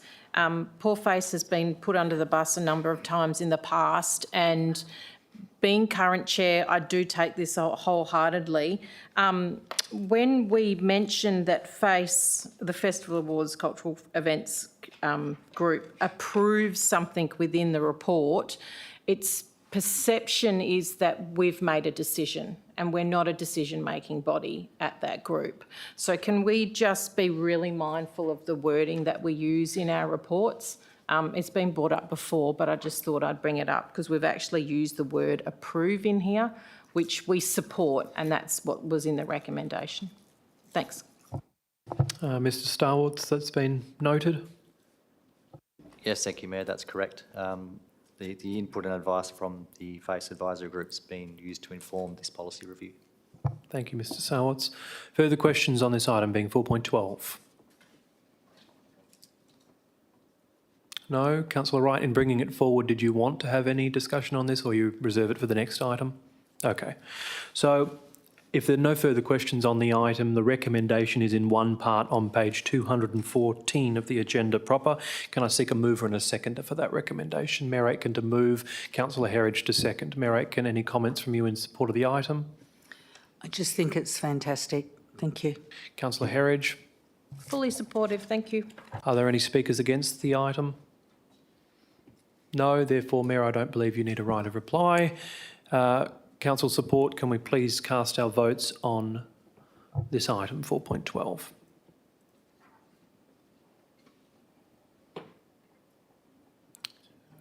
That's carried unanimously. So we're now going to go back to item 4.2. Council members' recognition of service policy, beginning on page 26 of the agenda proper. The responsible officer is the CEO, but I understand Ms Coles may have some introductory remarks to this. Ms Coles.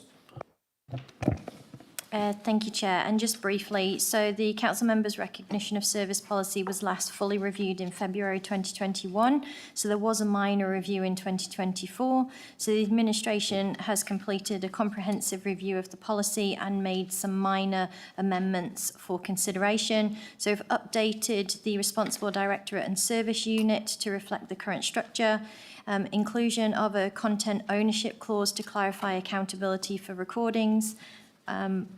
General refinements to reflect current administrative practice and additional key definitions to assist with interpretation of the policy. So the new overall, the refinements aim to maintain the policy's relevance, improve usability and ensure alignment with contemporary administration standards, and are happy to take any questions. Okay, questions on the item. Councillor Miles. Yeah, yeah. Look, thank you, Deputy. But the only question I've had is a couple of former councillors from pre-99 have asked whether they could actually be invited to some of the, like the Pioneers function. That was one, lived in the area for 52 years, but because their council was prorogued and obviously a new council was formed sometime later, so they're asking, you know, could the council consider maybe that they get put on the list of invitations? Not sure whether it's legally possible because they were obviously prorogued at the time. So I'm just asking that as a question. General Counsel. Thank you for the question, Councillor Miles. So with recognition of service for the council members, it's only really the gift requirement that's a legislative requirement under the regulations 34AC. So if you you get the gift if you complete a full term, but if council wanted to make a resolution that those ex-councillors are included in events, that's certainly something that we could look to putting forward to council for a decision.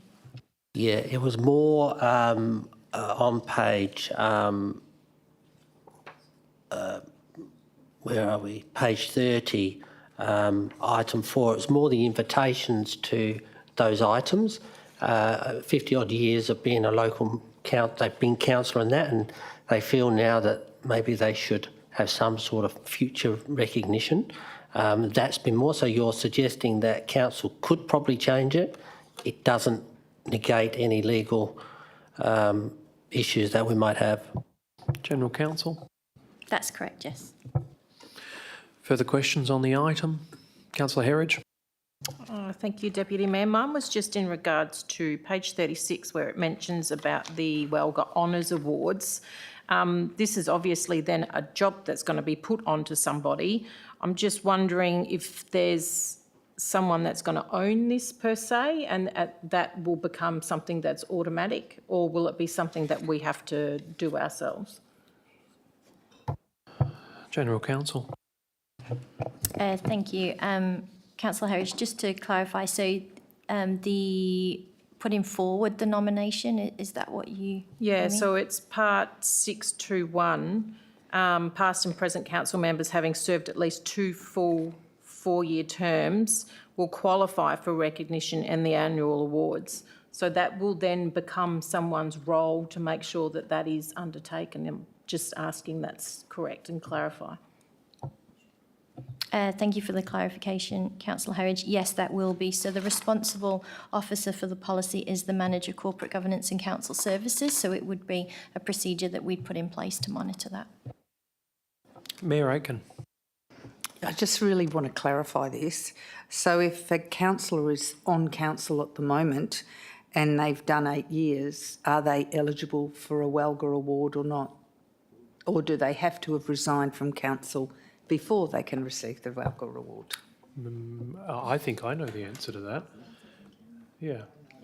Yeah. So in response to your question, Mayor Aitken, you can be a sitting council member and eligible for the awards, or you can be a council member who is retired. Thank you. Councillor Berry first, and then Councillor Wright.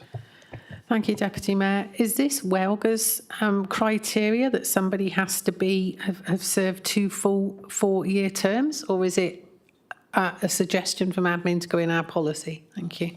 General Counsel. Thank you for the question, Councillor Berry. I may divert that one to our coordinator, corporate governance, to answer. Madonna. That is an admin requirement. It's not a requirement of Welga. Thank you. In that case, why are we restricting it? Because somebody could do something really spectacular in the first 2 or 3 years of being here. Why have they got to be here 8 years? It just seems a bit... My understanding is that there may be an amendment that's foreshadowed that seeks to move the eligibility criteria more in line with Welga's one. The only point that I'd make in response to that is one of the awards is for a council member who's under 35, the Young Leadership Award named after Troy Pickard.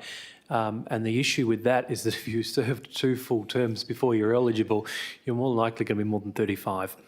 But that is a statement on my behalf. Very rude. Councillor Wright. Thank you, Chair. In light of that, with the Welga Honour Awards being put into the policy, I would like to seek some clarification from governance, because it seems to me the policy statement, purpose and scope only refers to retiring council members, yet 6.2 then refers to present council members, hence why the amendment. I don't want to debate, but the policy can't apply for retirement and former councillors and then refer to current council members throughout the policy for other parts. So can I get some clarity from governance on, I guess that reasoning?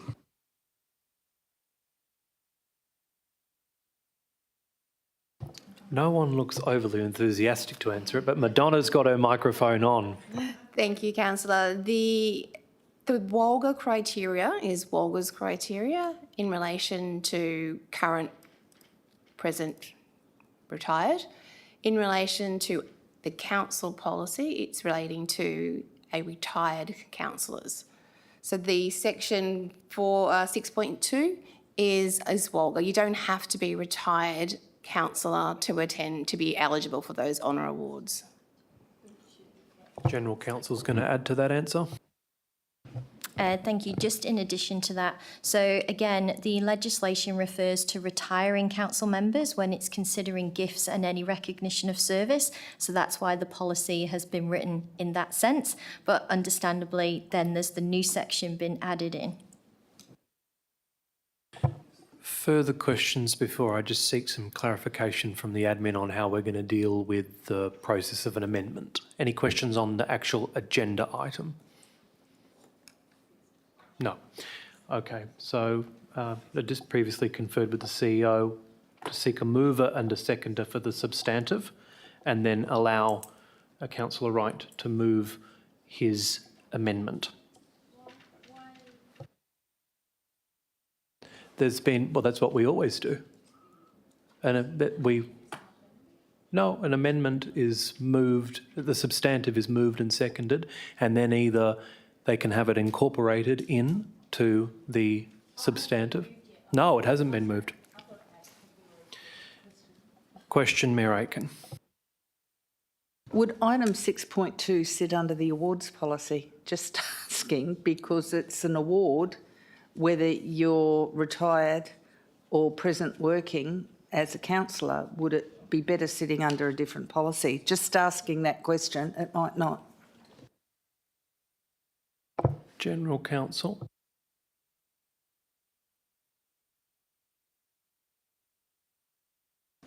Thank you for the question, Mayor.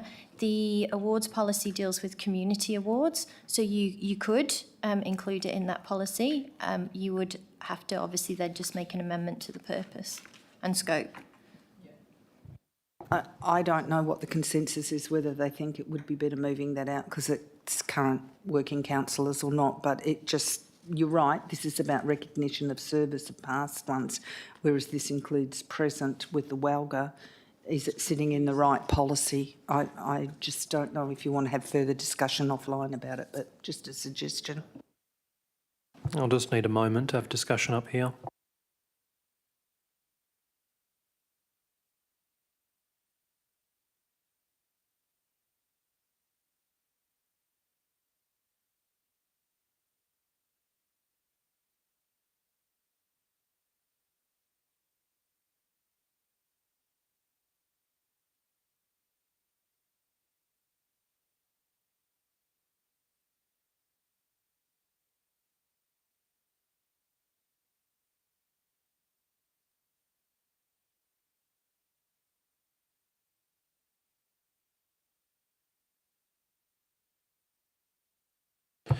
If there's no further questions on the item, I am going to seek a mover and seconder for the substantive and then see if they wish to incorporate the amendment.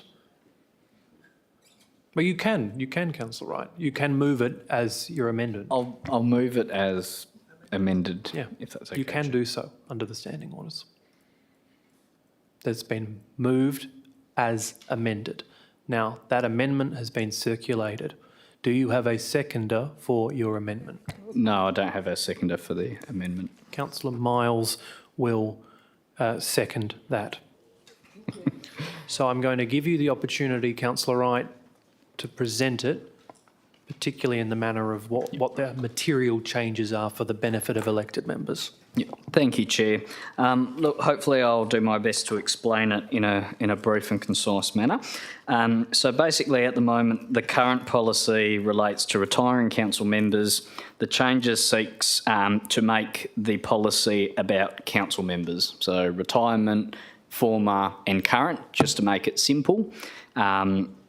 As the General Counsel explained before, we have a community process, but we don't necessarily have a council process for us or former or retiring council members. So that's one change, to change the scope of the policy to factor in all council members that fit into those three categories. The second change was changing the definition of retirement.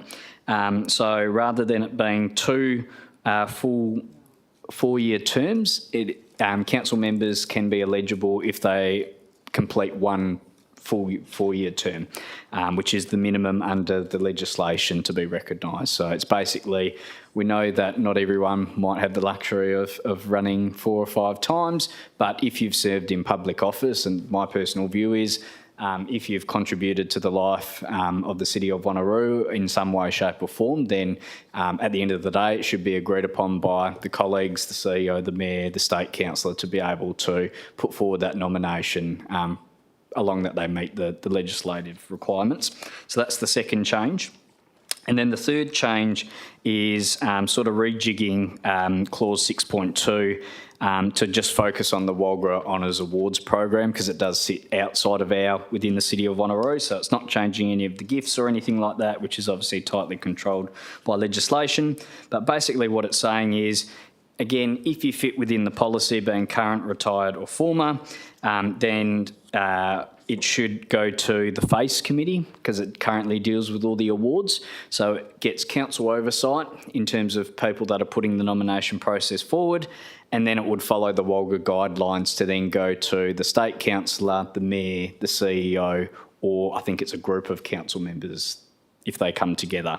But it sets a really clear process where if you do want to put something forward, then you can liaise with the presiding member of the FACE advisory group and administration to be able to table it.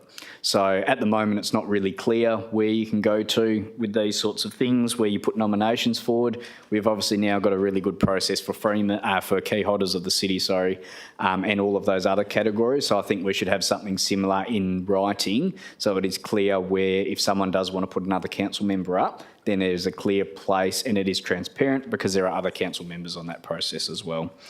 And then the third one is removing all of our internal requirements that obviously General Counsel and the Manager of Corporate Governance explained before, and it's purely focused on the Walga guidelines. So whatever the Walga guidelines is, that's what it goes. And within that, they've got their own categories, how many years you have to serve. I don't know why we need to make it adding more barriers when we should just be following what every other local government does to participate in that program. So I believe the changes sort of simplifies and clarifies without changing the intent of the policy around the gifts. So hopefully that does explain, and I'm happy to answer any further questions if council members do have any. Councillor Miles as the seconder. I'm happy with the way it was explained. Thank you, Chair. Okay. Speakers against or question? Question, Councillor Herridge. Thank you, Deputy Mayor. Just looking at the new one, 6.23, with nominations being dealt by FACE, does the current terms of reference allow for this with the group, please? That sounds like a Mr. Starwart's question.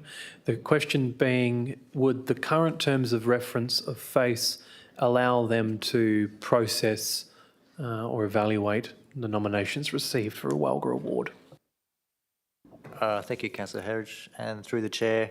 The terms of reference for the FACE Advisory Group at the moment are currently focused on community award programs. So there's 2 points in the terms of reference which state the purpose of the committee is to provide guidance and advice on the city's community award programs and to review the nominations and recommended winners for the city's community award categories. So at present, as outlined in the administration comment on the amendment, we don't feel that this proposed change would align with the current terms of reference for the advisory group. So that may need further discussion. Councillor Herridge. Just a subsequent one. Being that we have dealt with the awards policy already, correct me if I'm wrong, within that report it did state that we are looking further into other awards and that this could come possibly in time. So we're kind of a little bit cart before the horse. Mr Starwarts. Thank you, through the chair. Yes, at the last meeting of the FACE advisory group, the group did support administration further investigating options to deliver a program of community awards. And that was a recognition that our current program hasn't been reviewed for some time and there's opportunities to modernise and improve that program. So there may be an opportunity to consider the scope of this proposal as part of that review and report back to either Concept Forum or the FACE advisory group. Councillor Herridge. Thank you. One last one. So the Mayor's question a little earlier to say that this could actually come underneath FACE as within the awards policy could actually sit. So we don't have that problem having it in this policy and we can take it out and put it in there instead. Mr Starwarts. Thank you, through the chair. I think there's scope to consider this proposal as part of the awards policy, in that the current policy purpose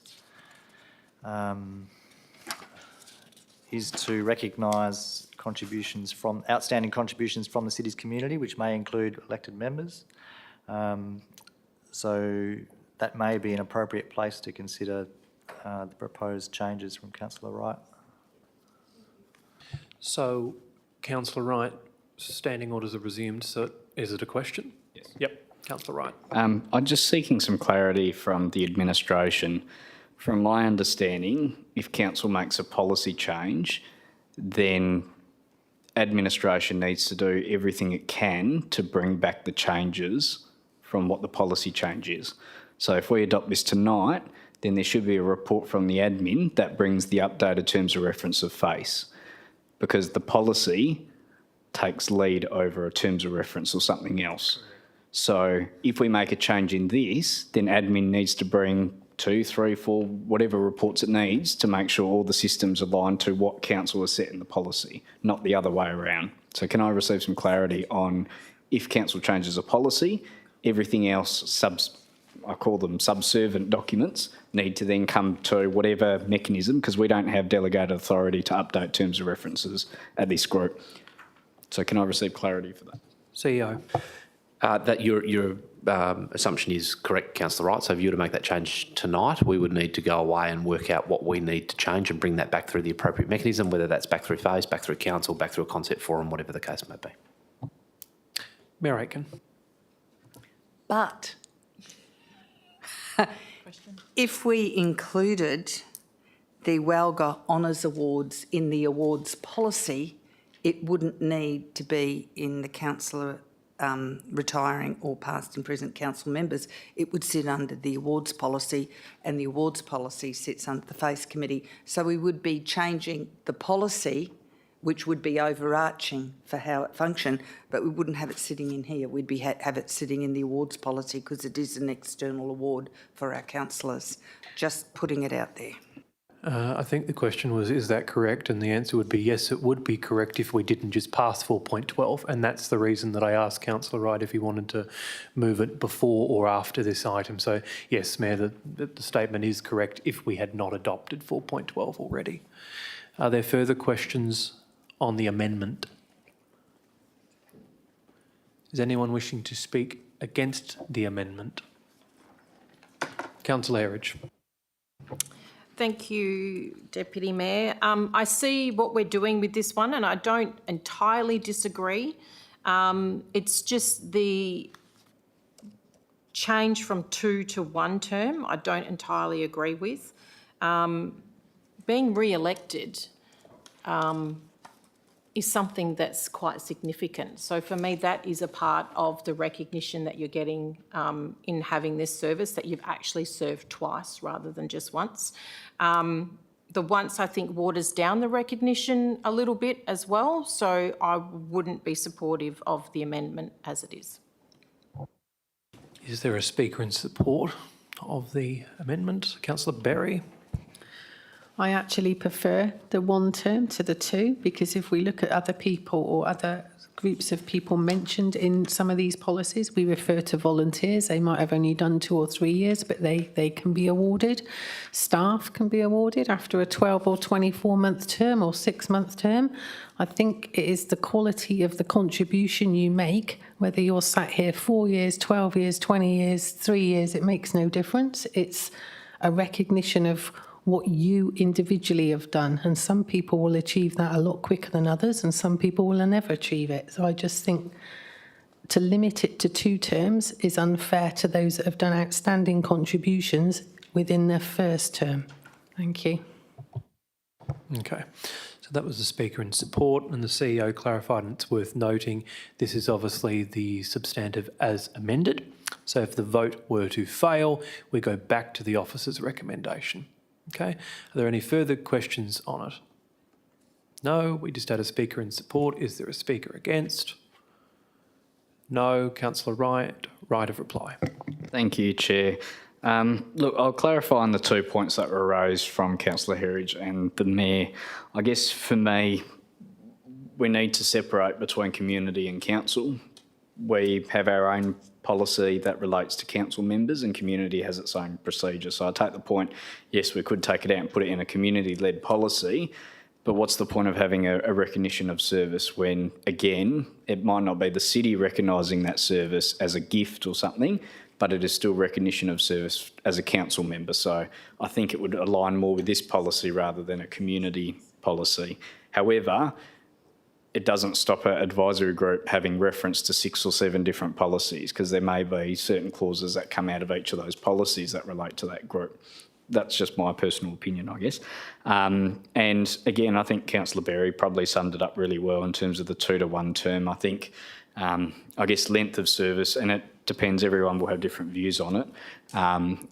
Again, for me, it would go back to that quality of contribution, and again, it should come from your colleagues. I mean, at the end of the day, you know, we work as a team. We're you know, united in terms of, you know, we collectively make decisions together. But if councillors bring stuff to the table, if there's a significant project they're part of, if they've worked on a particular initiative, and council members recognise that as enhancing the city of Wanneroo in the sector, well, I think they should be recognised. And it doesn't have to be a big project, doesn't have to be a small project, but at least there's now a clear process to help, I guess, start getting those up. Because I was disappointed that, and I know everyone in this room actually does a lot of work, both inside the chambers and outside of the chambers, and nobody was recognised at this year's Wanneroo Awards. And I know there's many people that would qualify and probably actually deserve some recognition in this room. So thank you, Chair. And with that, Councillor Wright has closed the debate, so he's articulated his reasons and they're in writing in front of you as well. The recommendation is on the screen. So I'm now going to ask you to cast your votes electronically on the main as amended.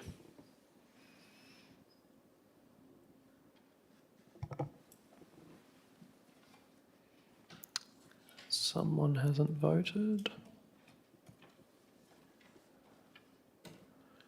Just waiting on Councillor Parker.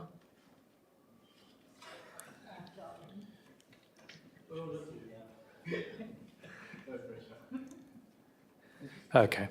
I declare that carried 8-2, councillors voting against being Mayor Aitken and Councillor Herridge. So that main has been moved and supported as amended.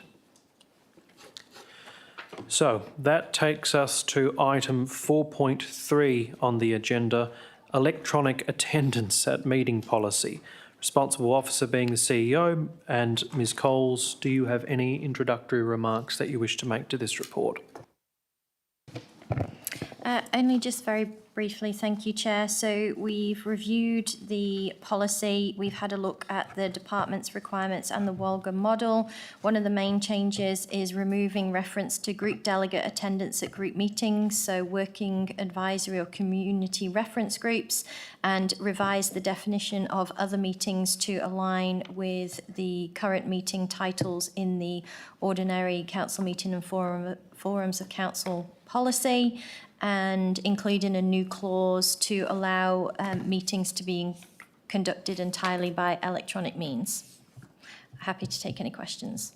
Questions on the report, Mayor Aitken? Thank you. On page 59, it says, item 6.2A, it says, for efficiency and the avoidance of unnecessary inconvenience, members are to submit requests for electronic attendance 2 full working days prior to the proposed meeting. Requests must be received so that there is sufficient time for the request to be considered and the necessary technology and meeting protocols to be implemented.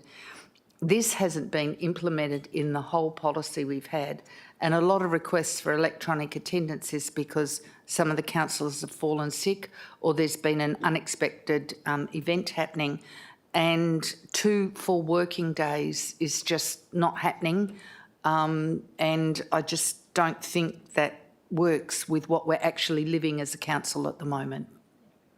I just think it should be preferably 2 full working days before, but in case of emergency can be approved on the day of by the Mayor. And I think that's fair enough, because that's what we're living at the moment. We're not living what this is saying in the policy. Would any other councillors take it or adapt it appropriately? Yeah, I'll get the General Counsel to respond. Obviously, you're well within your rights, Mayor, to move an amendment, but I think it would probably be good get all the questions out on the table first, see what other potential changes may be required, and then we'll move towards any potential amendment. General Counsel?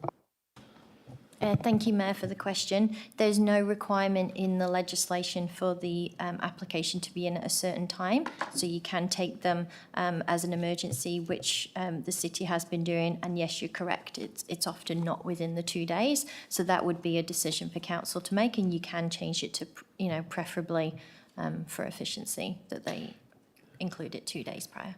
Mayor, I think you foreshadowed an amendment, is that correct? Yeah, I've foreshadowed amendment. I didn't want to go through that, but I've foreshadowed an amendment. Yeah, thank you. Further questions on the report? Councillor Herridge. Thank you, Chair. Just in line with that as well, I've noticed, or my question is, there is no actual part in the policy that refers to doing it on the day of at all in the policy, is there? General Counsel said no. Is there any further explanation, or is very succinct? Thank you. Simply because the legislation allows the application to be made at any particular time, so it does allow for those emergency situations as well. So it would be a council decision. Councillor Herridge, supplementary? Yeah, thank you. And just wanted to check, I couldn't also see in there the maximum a number of attendances that you can do online. I'm sure I remember having a massive conversation about this and this being a part of our current issue. So if that is not in here, should it be? Has it been remiss in being put in, or have we taken it out? That was a good solid 3 questions. Ms Coles. Thank you for the question, Councillor Herridge. The legislation says it's 50%, up to 50%, no more than 50%. So we haven't included it in the policy because it's already in the regulations, but we can reflect it in the policy as well if you would prefer.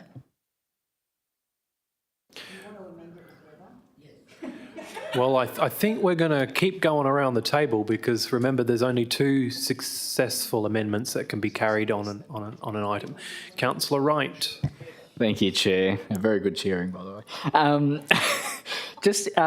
I circulated to councillors last night a couple of points, and for me it was more I guess just the governance process, because I suppose all of our process should have checks and balances, and to me it just seemed a bit weird. And I don't mean to single the mayor out in any way, because again, the policy should also be reflective for presiding members as well. I don't believe presiding members should be able to preside over meetings online when most people are in person, because if you do disconnect, you do have issues. I take the point that the legislation says that they can delegate to the deputy mayor, or same with a presiding member. But should we not have a process that preferences either a deputy or another council member to take that role if they are online? Because we've had issues in the past with online where internet goes out, etc. The worst thing you can do is go out during a confidential part, and then all of a sudden we have to go through the process of trying to find someone if the deputy's not here. So should we, I guess, tweak that, where if you are the presiding member and you're online and the majority of people are here, should we really, should they be allowed to do that? Yeah, I go to the admin for comment. I will note that Mayor Aitken has a long-standing practice of when you're not available or you're online. I remember a special council meeting you did where you were more than comfortable with myself chairing in your absence, but it's a matter of if it's in the policy as an actual guiding principle. Okay. Yeah. Thank you for the question, Councillor Wright. You can put it in there as a guiding principle, but it wouldn't be enforceable because it's inconsistent with the legislation, because the legislation allows it. So council can put it as a preference, and then it would be really up to the chair at the time, but it would be more difficult to enforce.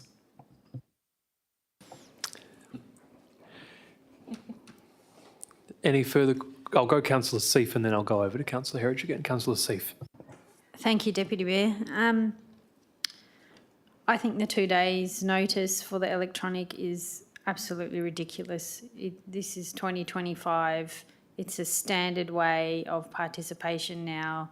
I think our residents would be surprised to hear that we're asking for 2 days notice for that. And as the Mayor said, it's not our lived experience of what's actually going on, because it's not realistic. So I'd be in support of that. Yeah, that's it. Thanks. Councillor Herridge. Thank you. This is my last one. Page 74, which is the council policy that we're approving, 6.2B2 lists that the request is to be moved, seconded and approved. We can't do this in a forum. So that may be another part of an amendment, possibly. Ms Coles. Thank you for the question, Councillor Herridge. Unfortunately, where the mayor is unavailable, the request is to be considered by council because the legislation allows it. However, if you have the deputy mayor under the Act, if the mayor's not available and you've got the deputy mayor available, then the deputy mayor can do it if they're officially acting in that role.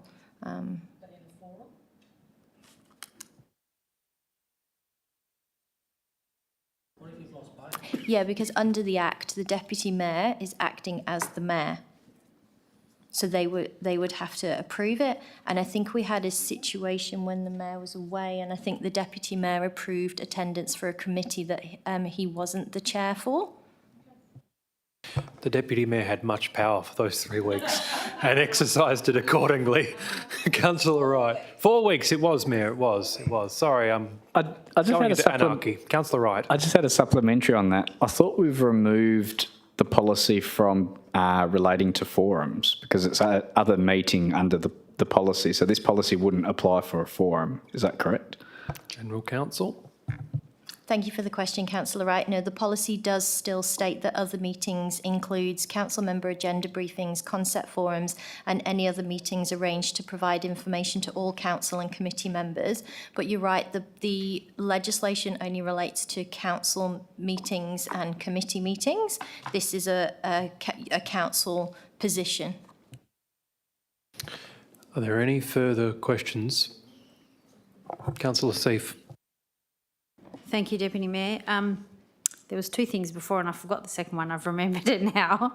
In regards to the 50% attendance online, can we not try to duplicate, I would rather that we don't duplicate legislation in our policy. Otherwise, we're just going to end up literally rewriting the Act.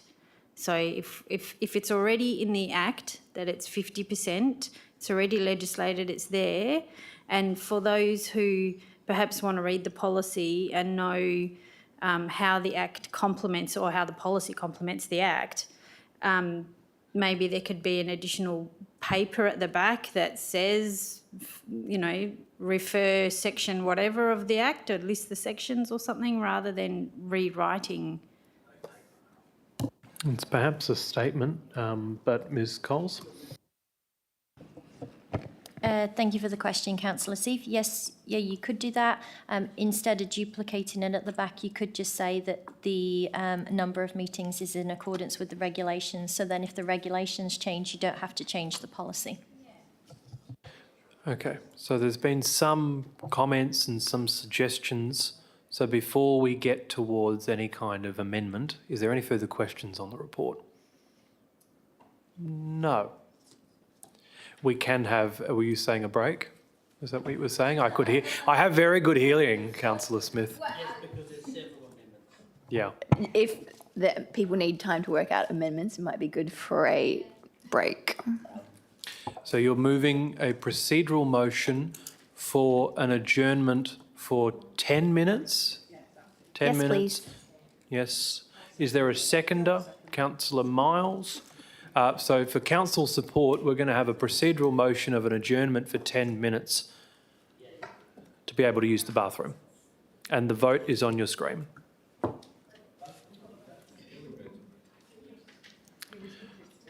So we're waiting on Councillor, the Mayor. Yep, that's Mayor. That's passed unanimously. So we're going to break at 8:16 and resume at 8:26.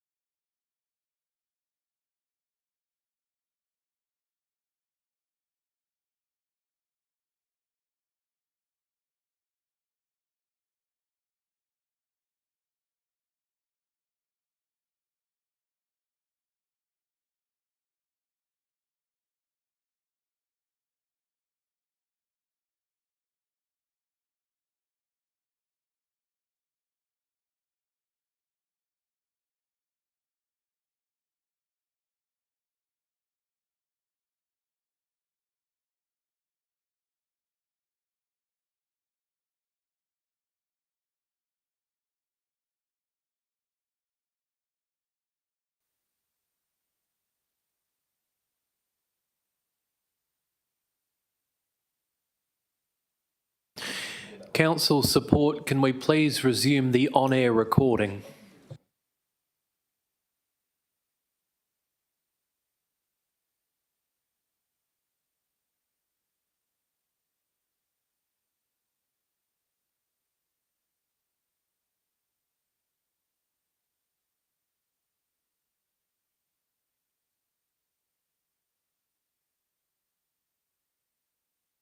Okay. We're going to resume the Policy Committee meeting at 8:27 p.m.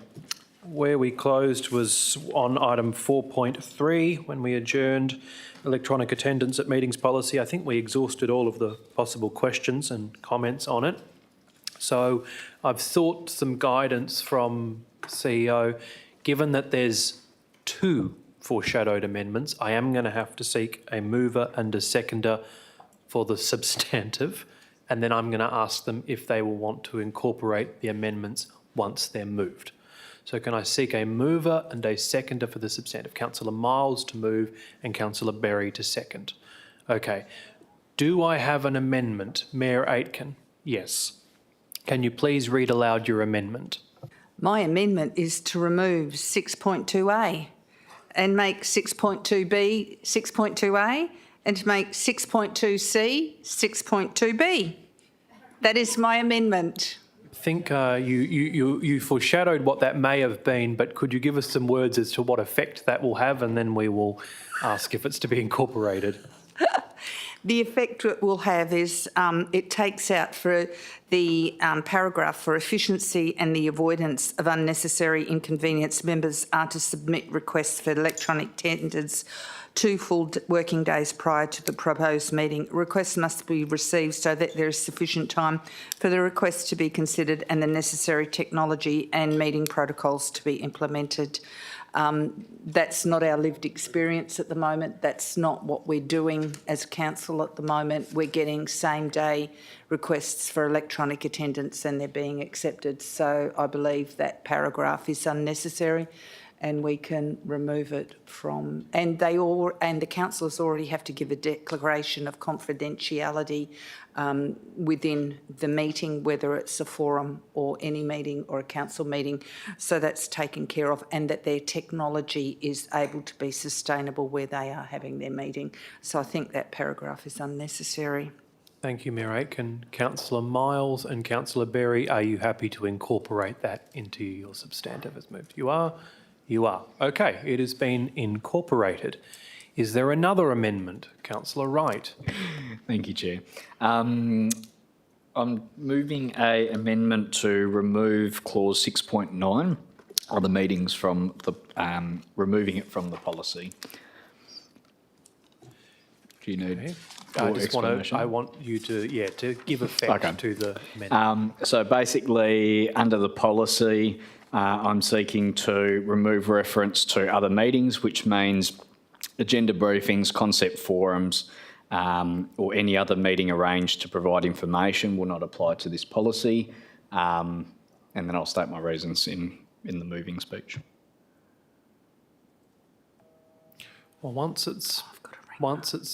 if it is incorporated, you would not be having a moving speech. So is there something you want to say to give effect to it before I see if it's to be incorporated? Sorry, I was catching your drift there, Chair. Yep. So, yes, in saying that, I believe that these meetings, as they're not voting items, again, we've talked about some of the issues that may occur if people are not here. Again, councillors are bound by our code of conduct. We sign the oath around confidentiality. So I think now that the administration's gotten to a point, they've worked out the teleconference Microsoft Teams system. The links are automatically provided in all the invites now moving forward from what it seems. So I think along that, council members give courtesy to the admin so they can arrange time. Then I don't think we should need to seek and go through all this paperwork to attend a concept forum. I think we need to make it easier for councillors to attend forums so we can try and pick up some attendance where we can rather than adding more loopholes to get there. Thank you, Chair. Noted. Councillors Miles and Berry, are you happy to incorporate? Can we ask a question first, please?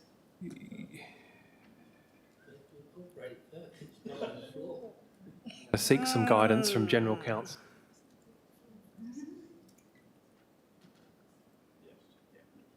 We need to have it incorporated first. Councillors Miles and Berry, are you happy to have it incorporated? Yes. Okay. It has been incorporated. Questions? No questions. Yeah, whatever. It's not a hill.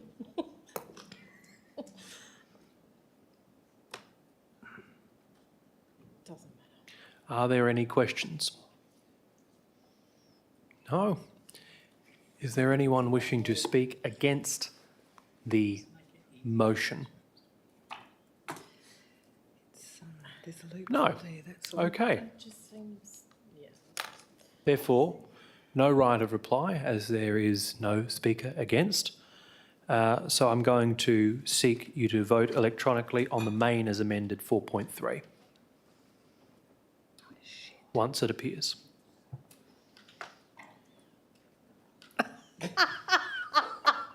Waiting for one more vote, being the Mayor. So it's been carried with 8 councillors in support, Councillor Herridge against. I will note at this stage that Councillor Koutsias had to leave the meeting, so we now have 9 councillors present in the chamber for votes. So that item has been carried. 4.3. We go on to 4.4. Bereavement recognition policy. The Chief Executive Officer is the responsible officer. Ms Coles, do you have any introductory remarks? Thank you, Chair. And just briefly, the amendments that we've made to the policy just ensure consistency with other council policies, and we've aligned to other council policies where relevant. Are there any questions on the substantive item? Mayor Aitken.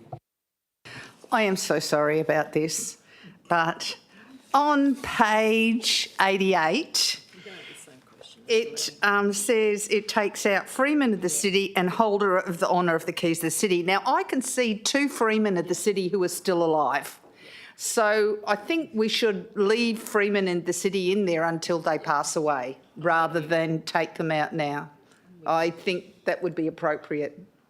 Just suggesting.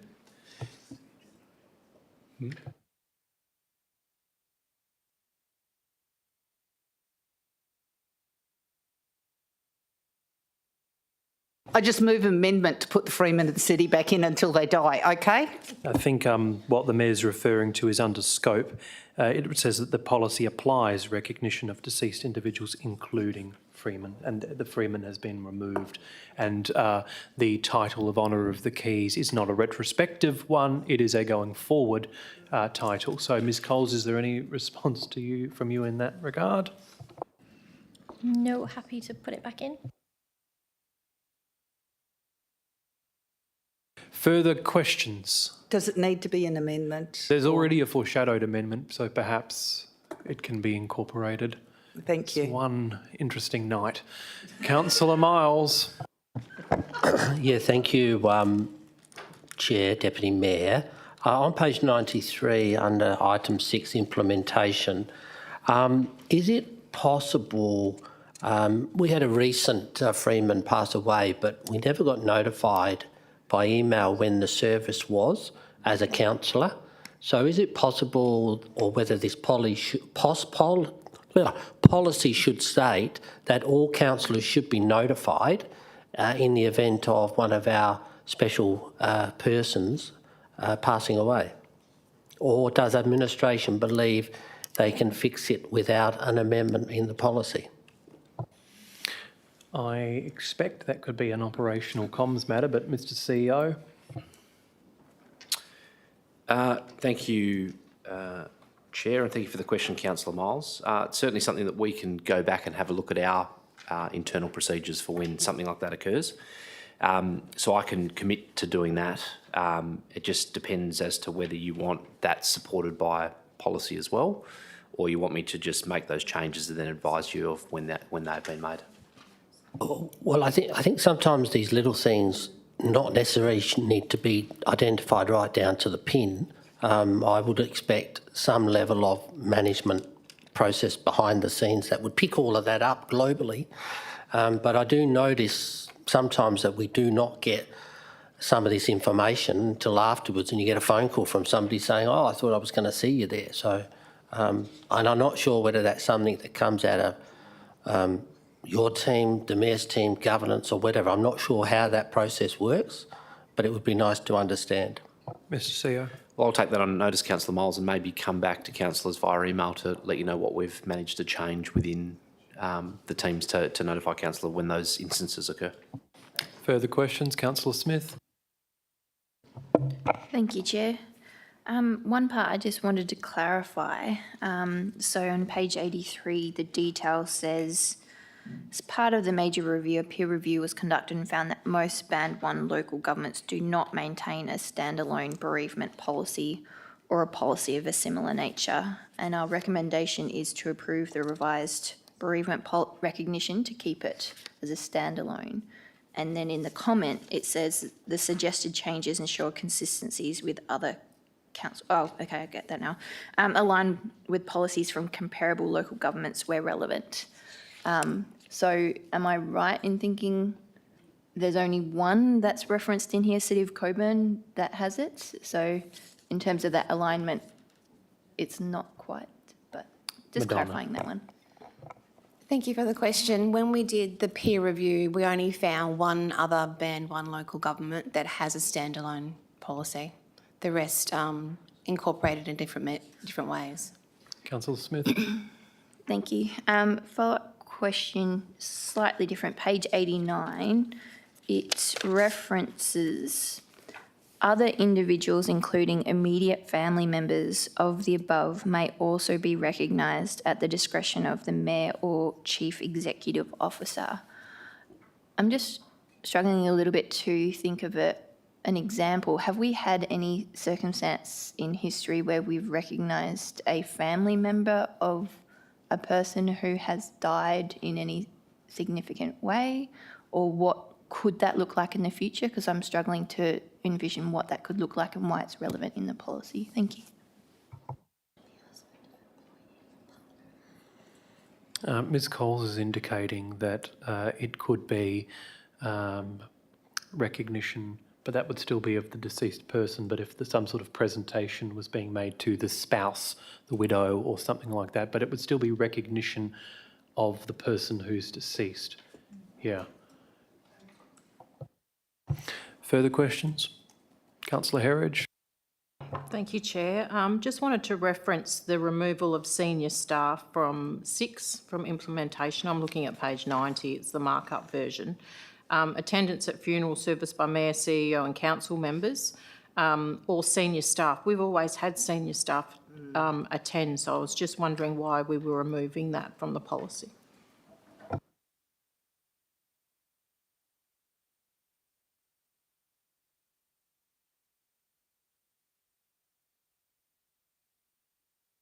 CEO. Thank you for the question, Councillor Herridge. It's being removed, so it's not a requirement of the senior staff to attend. It's an option for them to attend. We'd certainly never stop anyone from going to a funeral, so it would purely be their discretion as opposed to being a requirement of the policy. Further questions? No further questions. So, Councillor Wright, you have indicated that there is an amendment, and you have also heard what Mayor Aitken has mentioned about the freeman of the city through her comments. Do you wish to move an amendment at this time? Absolutely, and I'm happy to incorporate it, as I did also send Vicky an email with the same comment. So can you read aloud what you're incorporating? So I'll read my one first, and then I'll try and read what the Mayor's one was. So, approves the revised bereavement recognition policy as shown at attachment 3, subject to amending dot point 4 under scope to remove who have served at least 2 full 4-year terms. And then 2 would be to retain under scope freeman of the City of Wanneroo. Is the Mayor happy with that? Is the Mayor indicating some level of support to be the seconder of said amendment? Yeah, Yes, she is. So, moved and seconded. So it's the substantive as amended with those two incorporated changes that have been read aloud. I give you the opportunity now, Councillor Wright, to speak to it. Thank you, Chair. Very excited to present my first amendment with the Mayor, I believe, which is exciting. So I guess just summarising my first point, and I'll let the Mayor talk to the second one. The removal of the reference, I'm quite surprised that administration recommends retaining that wording. At the end of the day, if a council member passes away, either in their term and they haven't completed a full-year term or after, I don't see us issuing a Facebook post recognising their contribution as being problematic, and I don't know why the administration wouldn't support such a thing. I don't know why you have to wait for an 8-year term to then have a simple acknowledgement, either via email, newspaper, Facebook, whatever it is. I don't know why the administration is so hesitant for it. So I just thought, at the end of the day, if you're elected to public office and if you pass away either as a former councillor, heaps of towns and cities across the sector, councillors that have served at 3 years and the city finds out about their passing, they automatically get a recognition. I think Town of Claremont had one recently, one of their councillors from, I think it was 2001 or something, that served, and they got recognised. So I don't see why it's such a problem to acknowledge. We're not sending flowers, we're not contributing to funeral costs, we're not doing anything, we're just simply acknowledging them that they've contributed to the City of Wanneroo in some way, shape or form through a Facebook post, whatever it is. So I don't know why the administration's hesitant to retain that wording. Thank you, Chair. Mayor Aitken, anything you wish to say in seconding? Just that it almost sounded disrespectful when I spoke before. I wish our freemen very, very long and healthy lives, but we do have freemen of the city as well as holder of the keys of the city, and so therefore whilst we still have both recognitions of people who have long service within our city, we should have both of those acknowledged in the policy. And I do note when we had an issue a few years ago, the policy and sticking within the policy made things a bit more difficult at that time. If this will make things easier as we move through emotional times when unexpected things happen, I'm happy to support that as well. Thank you. Just a sort of leading question from myself. I think, so the original intent from the administration was to say you had to serve two full terms to be acknowledged upon passing, which means that we've bypassed our own policy because the administration did recognise on Facebook the passing of former councillors Baker and Flood, both of whom did not serve 2 full terms. So I don't understand either why it would be retained in the policy, but that actually is entering into debate. Any speaker against the recommendation? No. Therefore, there's no opposition, so you don't need a right of reply. So we're going to cast our votes electronically when it appears on the main as amended.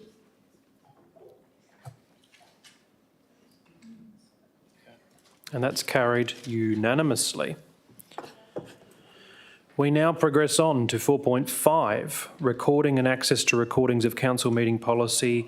General Counsel is the responsible officer beginning on page 95 of the agenda proper. Ms Coles. Thank you, Chair. Nothing to add to this one. It's just been changed to align with current policies, and happy to take any questions. Questions, if I recall correctly, was it Councillor Miles? Yes? Yeah, thank you, Deputy Mayor, Chair. My question, I guess, to administration is, I guess in this day and age where we are streaming live, and it's obviously on YouTube, is why our library services wouldn't have that,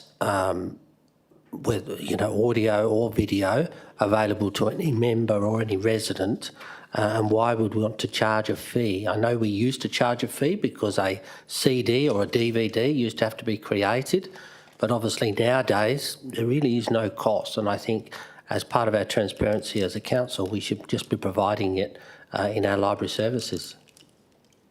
That's my question. Madonna? Thank you for your question, Councillor. There's no fee for the electronic version. It's only if a resident wants a printed version. You printed copy, you mean, or a CD, you mean? Thank you, Councillor. Sometimes we will get requests for printed copies and sometimes we may get requests to put it on a USB. So in either of those cases, there would be a charge involved as per the fees and charges schedule. If it is just getting a copy or an email link, there's no charge. My other question in through the chair is, do our library services offer, I guess, chamber services or council services in all of our libraries, so residents can review or what have it, rather than have to, I suppose, contact up here to get some sort of connection? Do library services offer all of that as well? It may be more for Mr. Starwarts perhaps, but my understanding is all of the libraries have access to public PCs that you can use free of charge for a period of time, and then you'd be able to access the internet, which has our wonderful live stream. Is that correct, Mr. Starwarts? Thank you. Through the chair, yes, that's correct. Okay. Are there any further questions on the item? Okay. So that was on page 95. And the recommendation is on page 97 in one part. Can I seek a mover and a seconder? Moved Councillor Berry, seconded Councillor Parker. Councillor Berry, anything you need to say to the item? No, thank you, Chair. Councillor Parker, anything you need to say? No, thank you. Is there any opposition to the item? No, therefore the mover doesn't need right of reply. So we're going to vote on item 4.5, main substantive. When it appears on your screen, please cast your votes electronically. And that's passed unanimously. We move on to item 4.7, sponsorships policy. And I believe the great Mr. Marmion has been waiting patiently to introduce this report with vigour. Thank you, Deputy Mayor. The sponsorship policy has been reviewed to strengthen its effectiveness and to encourage sponsorship proposals of greater scale and impact. On the bottom of page 124 of the agenda, there's a bit of an overview of what's been changed, and I'm happy to take any questions. Questions from councillors. Councillor Smith. Thank you, Chair. My question is to admin to get some things on record for the committee here. Is admin aware, because I'm just referring in the report, I think on page 126, it references at some point further direction from council is sought to determine the preferred approach to managing requests for day-to-day operational costs. So is admin aware of the trend and the new research that's been coming through in the last decade that not-for-profit indirect costs are not being covered by funders in Australia, which is leading to lower capability and effectiveness across the sector? Mr. Marmion. Thank you for the question. It's probably not my wheelhouse, that particular one, in terms of the community funding available for community groups. Council does have a donations policy. It's pretty easy to apply for a donation up to $500, my understanding is. Anything above $500 would have to come to council. But in terms of operational requirements for community groups, yeah, that I understand the costs of running a community group are, yeah, getting a bit tricky for those community groups to meet. But yeah, they're not really, I mean, those operational functions aren't really covered in this sponsorship policy. They're more for the one-off events or bigger ticket items. That's a tricky one for us to include in a policy. Councillor Smith. If the council did want to move in the direction of helping to support our non-profits in their area by supporting or including day-to-day costs, I understand the direction of this is, as you said, one-off big events, more strategic ones. Is it admin's position that supporting day-to-day costs might be better suited in a donations policy. Mr Marmion. Thank you for the question through the chair. I think that's quite a big question. It might come down to how we actually support community groups through our Director of Community and Place, perhaps. Maybe the Director of Community and Place might be able to shed a bit of light on this one. Mr Starwards. Thank you, Councillor Smith, for your question and through the chair. The city has a community funding program which has a range of categories which supports community funding outcomes and tries to fill in the gaps, I guess, between the sponsorship policy and the donations policy. And depending on the category, there are some day-to-day operational costs such as insurance that can be covered through that program, not discounting their need to be compliant with the rest of the criteria, but I think where the operational cost is required to deliver the outcome that meets the objectives of the program, that's something that can be supported. Any further question, Councillor Smith? No? Okay, I'll just go over to Councillor Wright and then Councillor Seif. Councillor Wright. Thank you, Chair. I actually did have a question on this one. I believe this policy, when it was last changed, there were some changes by the administration which I didn't realise at the time, and I'm sure many others around the room also didn't realise at the time, that took out,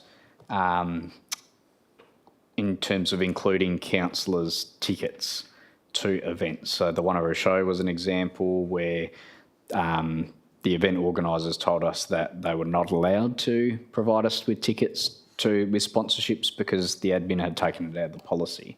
So could I get some more explanation on why that did occur, and is it something that can be looked at putting back in the policy? I've realised now that Mr Marmion is the acting communications. I was starting to wonder why he was here in economic development capacity. Mr Marmion. Thank you, through the chair. I'm sort of wondering the same myself, but we're all on the same page.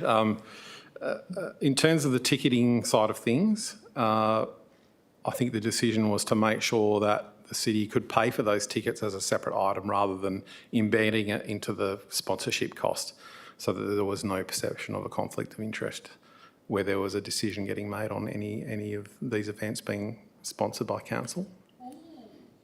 I think the supplementary would then be whether or not the city purchased the tickets on behalf of councillors. Councillor Wright. That was exactly the question, because other councillors have told me that the city has sent them an email saying, here's the link to purchase your tickets. Yeah. So if that's the new approach, why hasn't the administration process been updated to reflect that change? Mr CEO. I'd just like to thank Mr Marmion. Before Ms Callan went on leave, we did talk about this exact issue. My understanding is, and I was just talking to Steve about it then, I don't think the policy rules out the provision of tickets to elected members through this particular version of the policy. One of the things that we have been talking about internally is just making sure that if we do that, and we do ask for, now whether that's a procedural question that we ask when people apply, or whether it's a policy position of council, that we then obviously capture that category in our events attendance policy, so that by attending those events and by getting those tickets as a gift, you didn't find yourself as closely associated or breaching that financial threshold. So I guess that's the benefit of having tonight's meeting, and then I think that policy goes to council in a couple of weeks' time. So we may need an amendment as a result if we add a category for that exemption, if you are keen to pursue that ticketed option for councillors to attend events. Because I can see the benefits in terms of the sponsorship you provide. You attend the event, you see whether it's successful or not, you look at attendance. I think Councillor Miles has made a pretty good case for that in the past. My understanding is the policy, the way it's written at the moment, isn't prohibitive or restrictive and doesn't rule out the provision. We just need to make sure that other policy acknowledges those provisions as an exempt item, so that you don't find that conflict of interest or closely associated person as a result of accepting the gift. Councillor Seif. Thank you, Chair. Back to point 1 on page 125. Initially, I couldn't understand why we were making it a minimum value of 5,000 until I saw that it also, the community funding, enterprise funding and donations were available for anything under 5,000. So my question is, community funding, enterprise funding and donations, are they subject to a budget and are they currently utilised to capacity? That may be a Mr. Starwart's question as he looks down to avoid Mr. Starwart's. Thank you for your question, Councillor Seif, and through the chair. Yes, there is an annual budget provision for our community funding categories, and there's a procedure in place to make sure that that budget is apportioned appropriately in accordance with the guidelines and criteria set out by the city. I think the second part of the question, Mr. Starwart's, may need to be taken on notice, but it was at what the available budget was and if it was subscribed to capacity. Thank you. Yes, I'd have to take that one on notice. But I think in general, yes, the framework is well subscribed.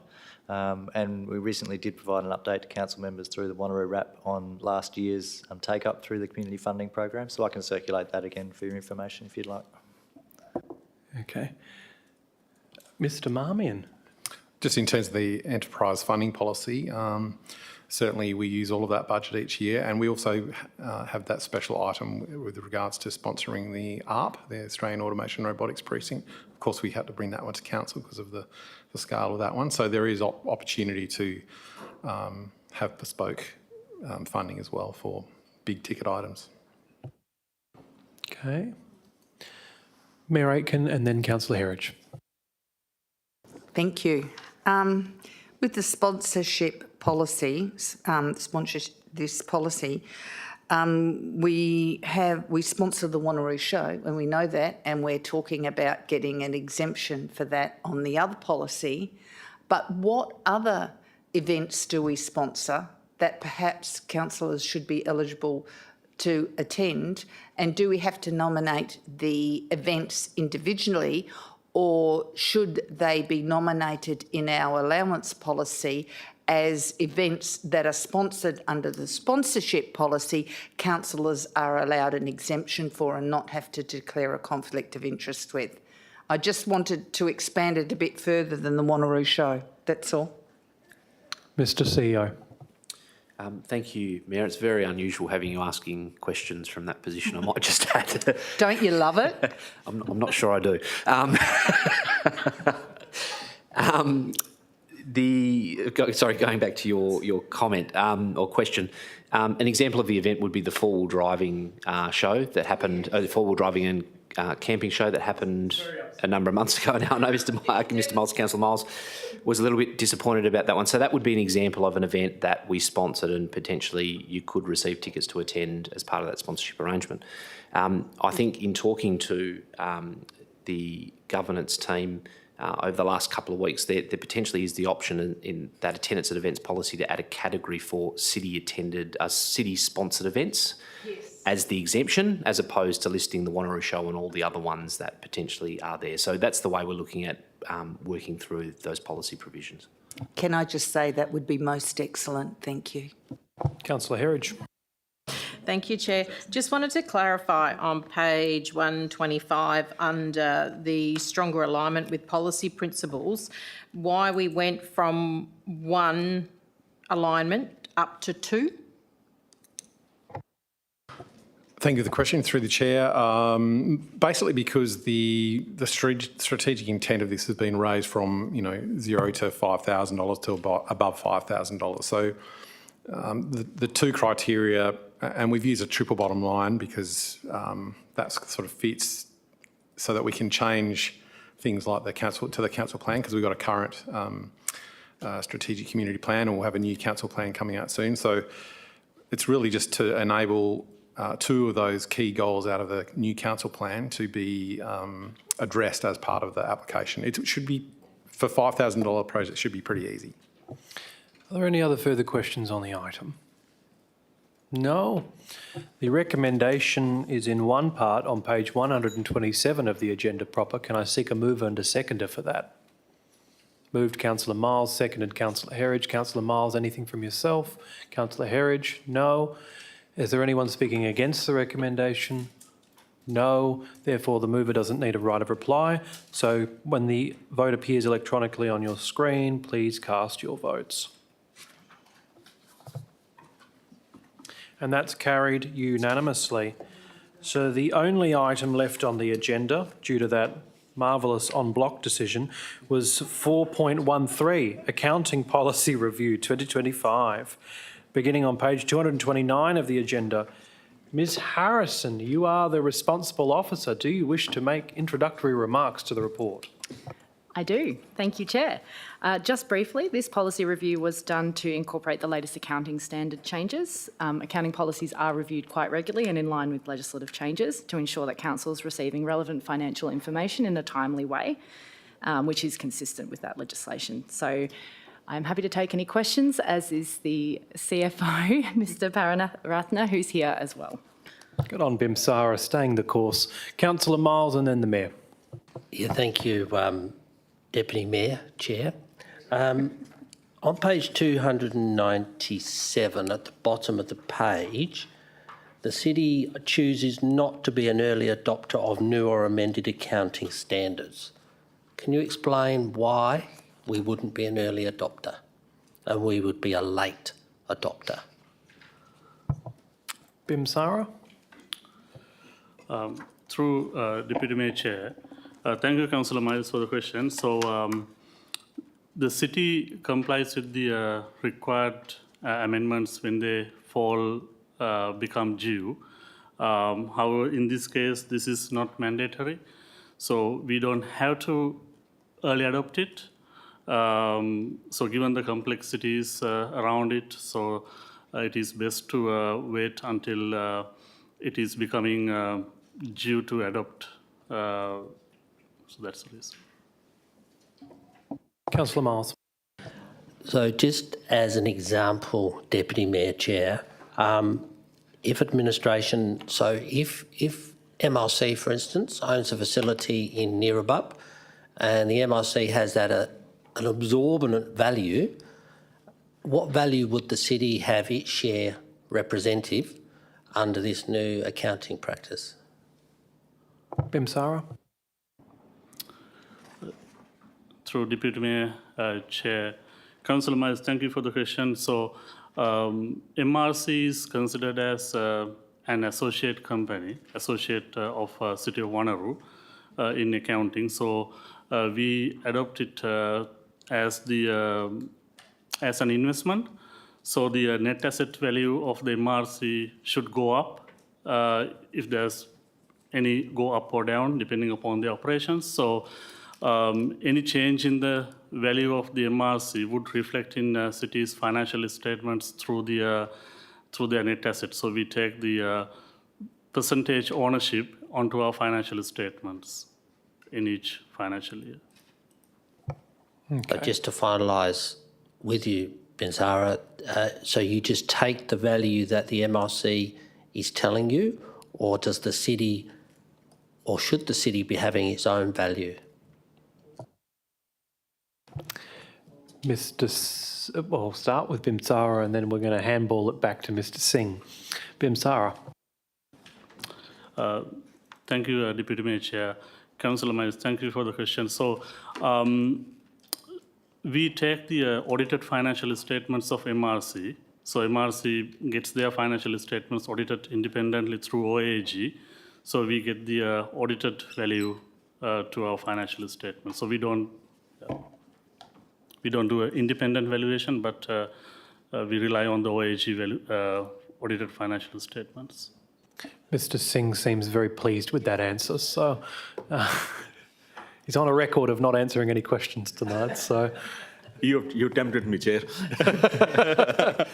Did you want to say anything? We are 1/6. Only thing I'll say, we are 1/6 shareholders of MRC. Yeah. Thank you, Mr Singh. Mayor Aiken. 275 was it? Okay. Just quickly, we've got 3 attachments to this page. The first attachment is supposed to be the old policy. The second attachment is supposed to be the policy as marked up, and the third attachment is supposed to be the clean copy. For me, attachment 2 was very hard to see the track changes on it, and I just ask if that could be made clearer in future, please. Can that be noted? It is. Good. Are there any further questions on this report? No. Okay, the recommendation is in one part on page 231 of the agenda proper. Can I seek a mover and a seconder? Councillor Miles to move, Councillor Berry to second. Councillor Miles, any comments from yourself? Councillor Berry, any comments from yourself? No. Is there any opposition to the motion? No, there is no opposition. So there's no need for right of reply. When the vote appears on your screen, please cast your vote electronically.